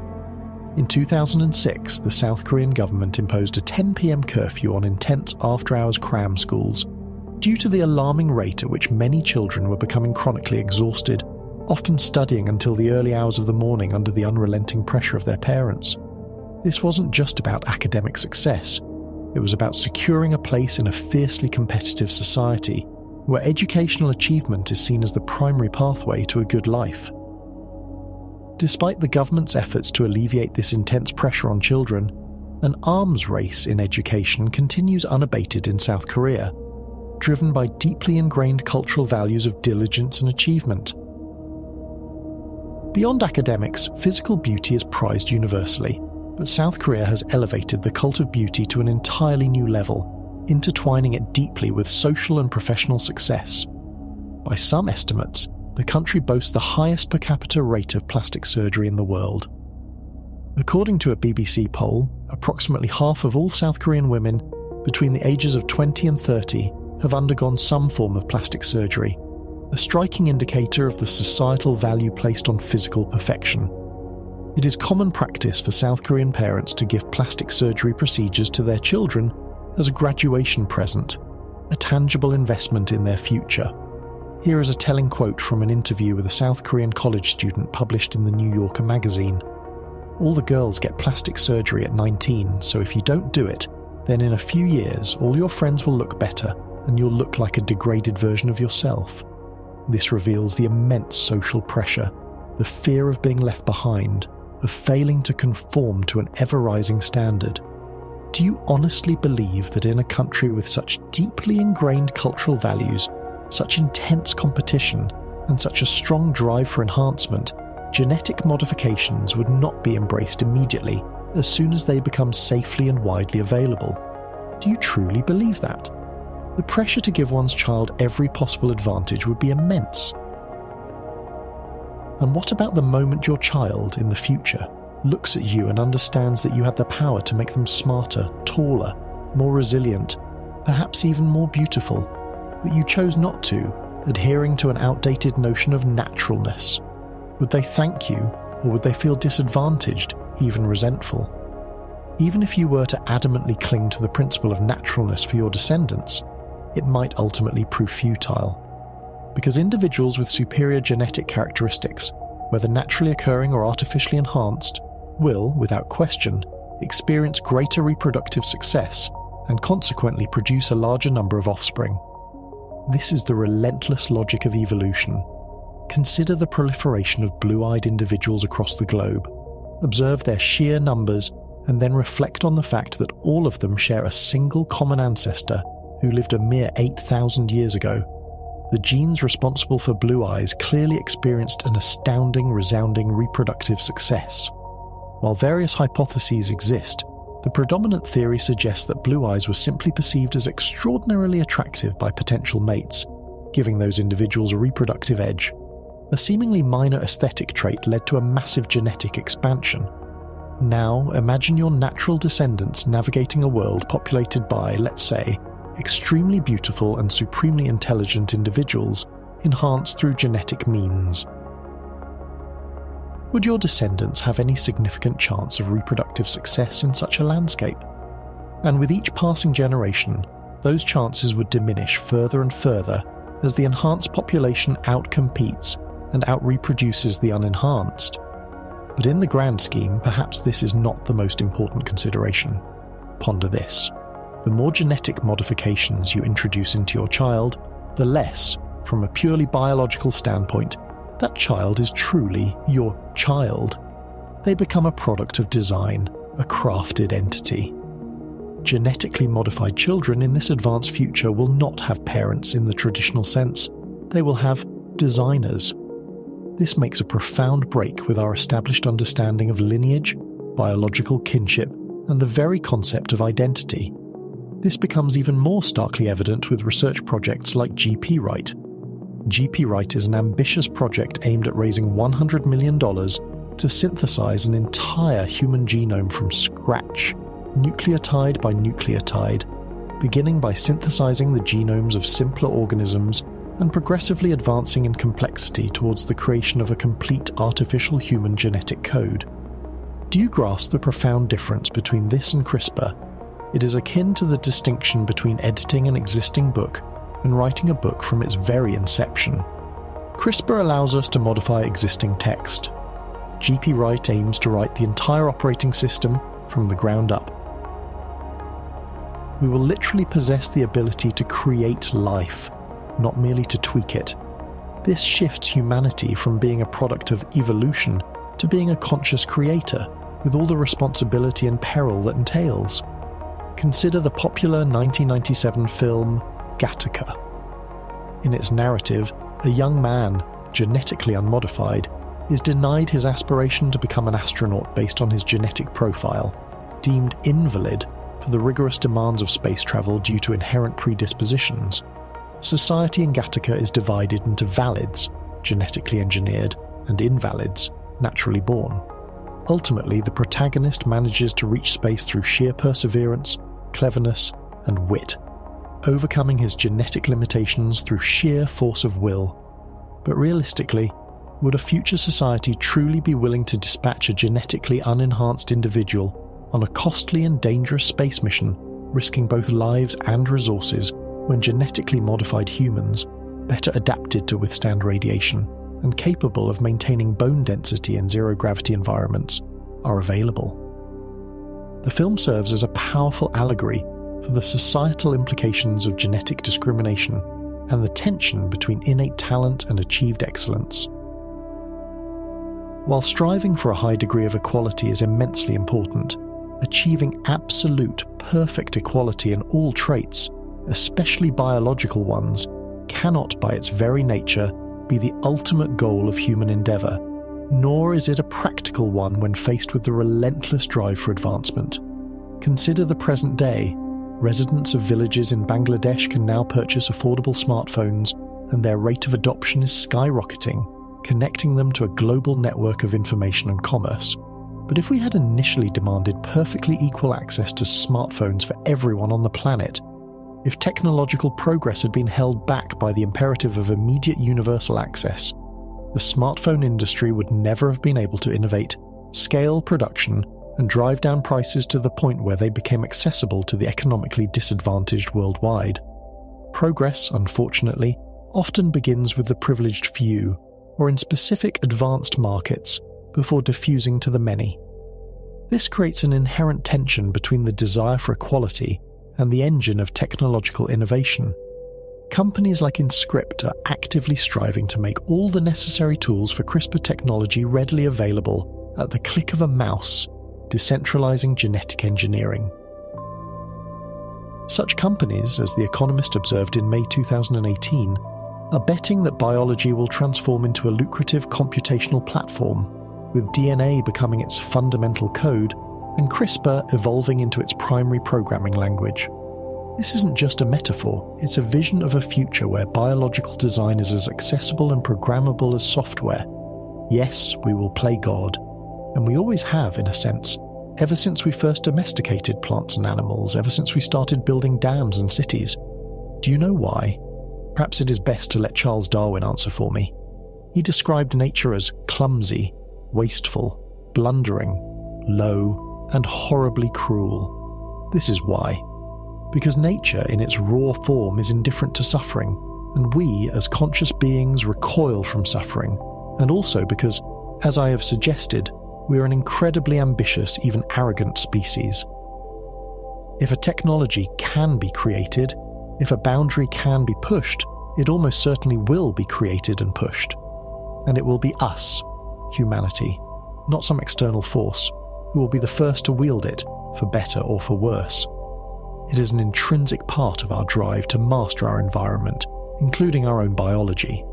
Speaking of which, it is perhaps unsurprising that China has embarked upon the most aggressive path towards creating its own national gene pool on an industrial scale. Consider, for example, their recently announced program, a 15-year investment totaling $9 billion, explicitly aimed at establishing national leadership in the field of precision medicine. This isn't just about healthcare, It's about economic dominance, scientific prestige, and potentially military applications and social control. And perhaps most tellingly, this plan also seeks to actively suppress similar programs across the globe, aiming for a singular global leadership position. The 13th Five-Year Plan for the Development of the Biotechnology Industry, formulated by China's National Development and Reform Commission, ambitiously targeted the sequencing of the genomes of at least 50% of all newborns by the year 2020. This monumental undertaking involves supporting hundreds of individual projects focused on genome sequencing and the collection of clinical data, often in collaboration with private companies and local government authorities, creating an unparalleled repository of human genetic information.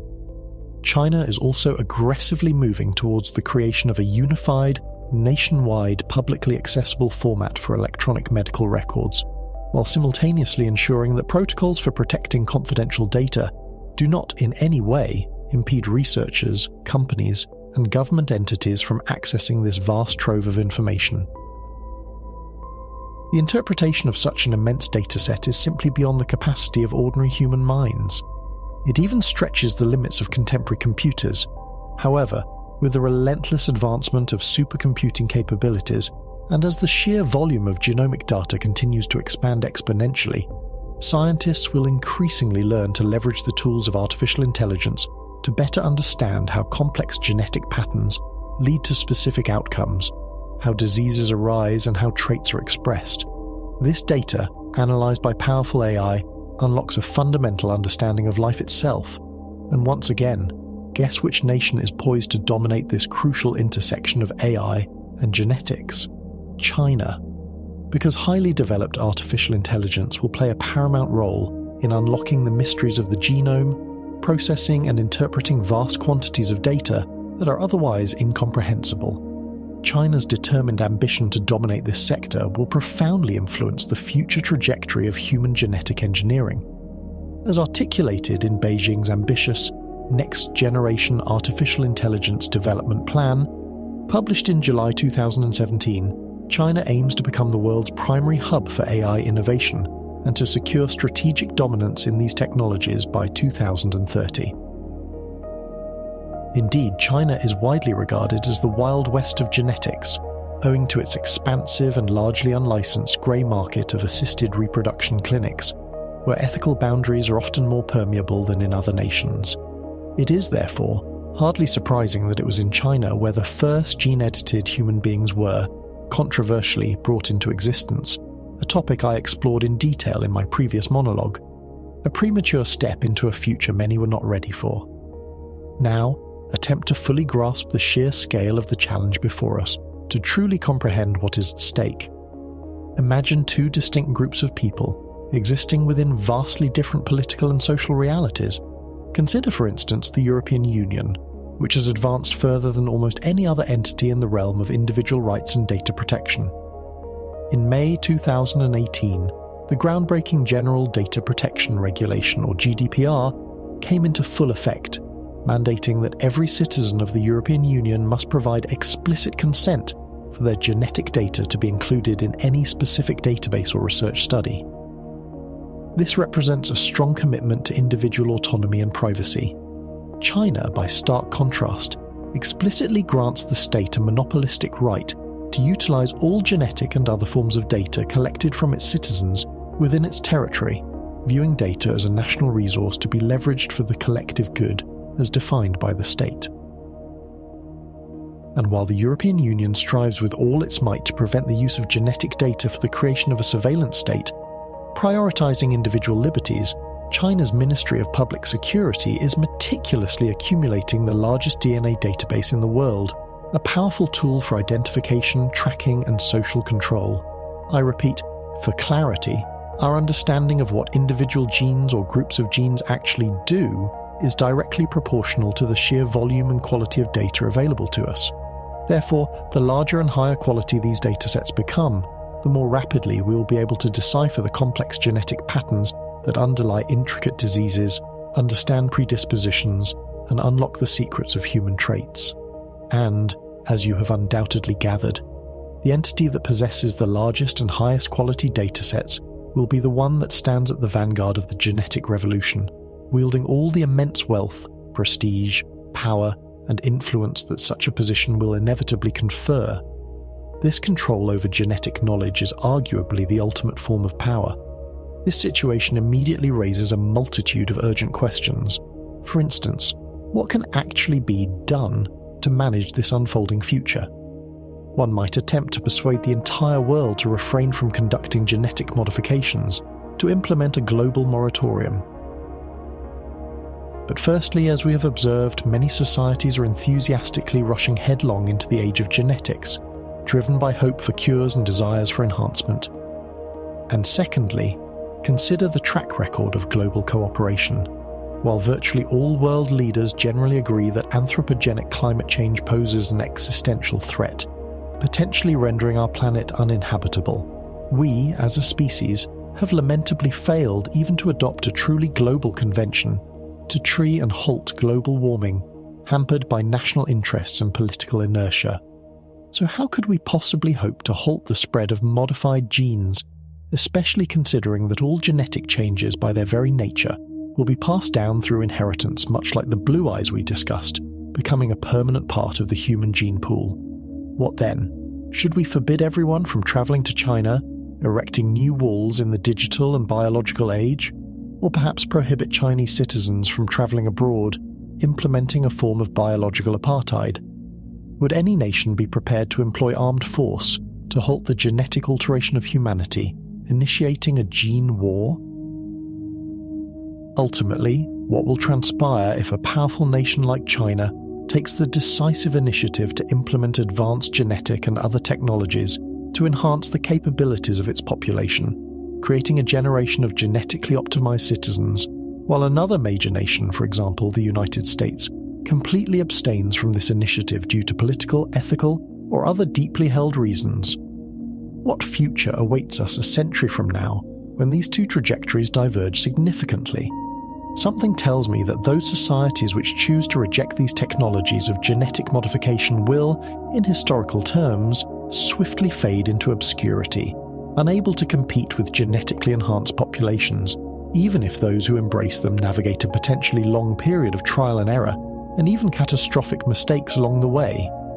Therefore, it is highly unlikely that any nation will intentionally choose to abandon the application of genetic modification technology.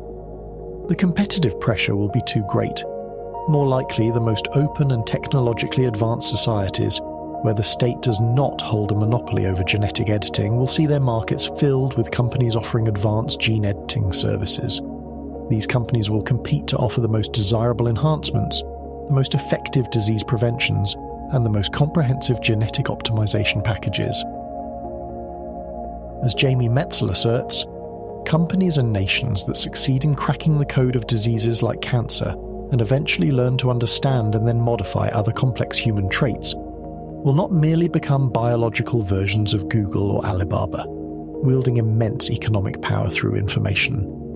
Their power and influence will be comparable to that of the Mongol Empire in the 13th century, which reshaped continents through military might, the British Empire in the 19th century, which dominated the globe through industrial and naval power, and the United States in the 21st century, which exercises global influence through technological and economic supremacy. This is a new form of power, the power to shape humanity itself. You know, there might be more danger in these words than one might initially perceive. I began to grasp this, in part, while reflecting on the evolution of the modern smartphone market.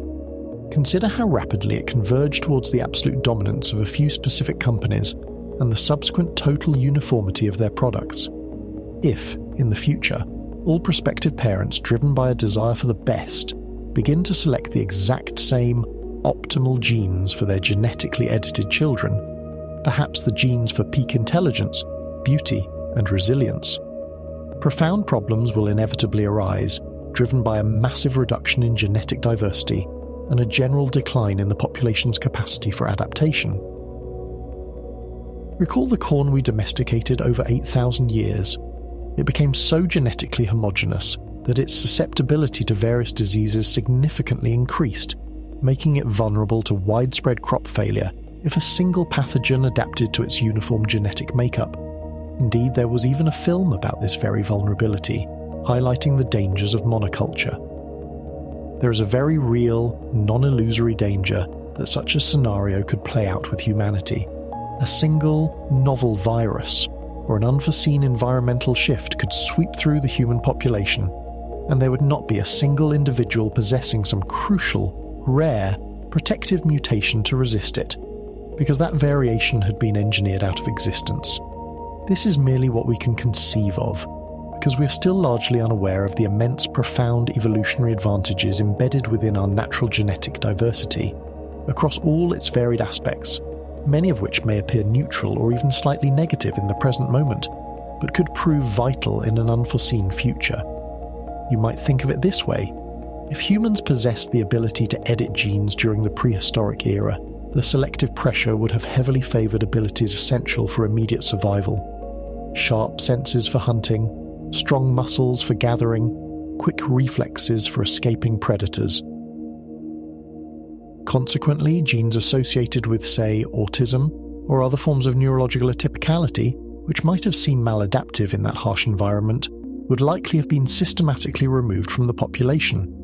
These early gene editors would have had no way of knowing the profound consequences of their actions, because thousands of years later, an autistic mind, with its unique patterns of thought, its capacity for intense focus, or its exceptional analytical skills, might found a revolutionary platform like Facebook, or make a groundbreaking scientific discovery. A gene-modified population of hunters and gatherers, on the other hand, would have had its gene pool permanently conserved, locked into an outdated set of adaptations, lacking the cognitive diversity to innovate and adapt to profoundly different societal challenges. Diversity, in all its forms, biological, cognitive, cultural, is our greatest treasure, if only we can learn to embrace and preserve it, even when its immediate utility is not apparent. But perhaps the most unsettling realization is not even this. Evolution, at its core, is profoundly conservative. When something evolves, the changes must build upon what is already laid down by nature. It tinkers, it modifies, it repurposes, but it rarely designs from scratch. New features are added and old ones undergo certain modifications, but fundamentally the core structure tends to remain largely unchanged, a testament to the efficiency of successful designs. It is for this reason that the skeletal structures of a bat's wing, a human hand, and a whale's flipper bear such astonishing similarities. They even possess the same number of bones, demonstrating a common ancestral blueprint adapted for different purposes. Evolution laid down these fundamental foundational cornerstones of basic physiology an incredibly long time ago, and continues to operate within these established parameters. Can we, looking back at this foundational principle of evolution, assert that our complex modern behavior is something entirely new, something without profound genetic roots, something infinitely distant from the behavior of our primitive ancestors? For us, such a question might seem absurd, even outrageous. We tend to believe that our personality, our very sense of self, our unique identity, is an artifact meticulously assembled from the myriad pieces of our life experiences, a purely cultural construct. Yet, suddenly, as we explored in a previous monologue, we discover that almost all of our psychological traits, our predispositions to anxiety, extroversion, conscientiousness, even our political leanings, are profoundly influenced by our genetic makeup far more than we once believed. Our free will and conscious choices operate within a biologically constrained landscape. It is often asserted that eugenics, or in simpler terms, the selective breeding of humans to enhance desirable traits, is an inherently negative and abhorrent practice, forever tainted by the horrors of the 20th century. Yet we, as a species, are constantly engaged in it, often unconsciously or indirectly. And I am not speaking of the selective breeding practiced by certain ancient societies to produce, for example, Japanese sumo wrestlers over many generations, where physical prowess was overtly cultivated. No, I am referring to the eugenics that we have always practiced, in one form or another, through cultural norms, social pressures, and legal frameworks. Infanticide, or child killing, is described even in ancient Roman law. Indeed, it was widely practiced throughout the Roman Empire. The fourth of the 12 tables of Roman law explicitly stated, "A father shall immediately put to death a son who is monstrously deformed or who has a form different from the human race." In ancient Sparta, city elders personally inspected every newborn infant to ensure that no weak or sickly child was allowed to survive, deeming them unfit for their warrior society and leaving them to perish. Various other cultures, pre-Islamic Arabs, ancient Japanese, Chinese and Indian civilizations, all practice some form of infanticide, often to limit family size, to dispose of children with disabilities, or due to gender preference. While progressive modern societies no longer engage in such direct forms of infanticide, they nevertheless create laws and societal structures that indirectly amplify the reproductive success of some individuals while diminishing that of others. For instance, individuals with a strong predisposition to violence or cruelty, or those who commit serious crimes, are likely to be imprisoned, which on average leads to them leaving fewer copies of their genes in the next generation, a form of societal genetic pruning. Laws supporting education and economic opportunity can inadvertently favour individuals with genetic predispositions for certain cognitive abilities. Modern humanity is, to a significant extent, the result of a subtle ongoing selection process of genes, and to a lesser extent a purely cultural shaping. Our genes are constantly being filtered by the societies we create. We often imagine ourselves to be highly rational beings, capable of critical thought and objective reasoning, masters of our own destiny. But evolution did not select us primarily for such unwavering rationality. It selected us for survival and reproduction, for behaviours that conferred an advantage in our ancestral environment, regardless of their objective truth. Even if you do not ascribe to any existing religion, even if you consider yourself the most thoroughly non-believing individual, it matters not. Because for the most part, what you believe is not experienced by you as a belief at all. It is felt as a fundamental truth, an intrinsic property of reality. You simply perceive the world as it is, and your internal programming reinforces this perception. Paul Rozin, a psychologist at the University of Pennsylvania and a pioneer in the study of magical thinking, posits that with the advent of reason, primary emotions inherited from our animal ancestors dramatically expanded, incorporating, among other things, the concept of contagion, the transfer of defilement through touch. For instance, volunteers participating in Rosin's experiments unequivocally refused to consume juice that had been briefly touched by a sterilized cockroach's antenna, or to eat from a perfectly clean but previously used bedpan. This revulsion is not rational. A sterilized cockroach is harmless, a clean bedpan sanitized. But something deep within us, an ancient evolved mechanism, recoils from the perceived contamination, from the violation of innate boundaries. While I concede that many individuals might intellectually force themselves to drink the juice or eat from the bedpan, something deep within us would resist, recoiling from the act. What is this internal resistance? It is the profound, ingrained legacy of evolution, shaping our fundamental preferences and aversions. We believe that truth corresponds to objective reality, to a detached, verifiable understanding of the world. But for your genes, this is not the case. For your genes, there exists only one truth, that which enables them to transmit their copies into the next generation. Objective reality holds no sway over them. What matters is adaptive utility. Those primates who were not particularly disgusted by potential contamination, who might have consumed spoiled food without hesitation, did not effectively pass on their genes, succumbing to disease. Those primates who did not experience discomfort and an urge to scratch from a simple cluster of holes, or who were not repulsed by signs of decay, did not pass on their genes, potentially ignoring crucial warning signs. Those primates who did not freeze in alarm at the sight of a stick resembling a snake, instinctively recognizing a threat, did not pass on their genes, becoming easy prey. Those primates who did not experience a strange, inexplicable pleasure from the sound of a gurgling river, and consequently a desire to remain near it, did not pass on their genes, missing out on a vital water source. those primates who were not drawn, as if mesmerized, to gaze at fire without any immediate rational reason, and therefore to keep close to it, did not pass on their genes, missing out on its warmth, protection, and cooking benefits. You experience a certain aversion towards individuals with 6 fingers, not because you consciously decided to, but because your genes are programmed to select 5-fingered kin, a marker of typical development. There is nothing objectively or rationally superior about 5 fingers, but it is the norm to which our genetic programming is adapted. This list of seemingly irrational preferences, fears, and attractions could continue far longer than you would be prepared to listen, revealing the pervasive influence of our genetic heritage on our deepest intuitions. We rarely give ourselves full account of the extent to which much of what we do, what we feel, what we desire, is not an act of our free will, but rather the unfolding of ancient programs, much less the complex question of whether free will itself even exists in the way we commonly understand it. It is challenging to fully grasp just how much of our behavior, our deepest impulses and reactions, is not a product of our conscious deliberation.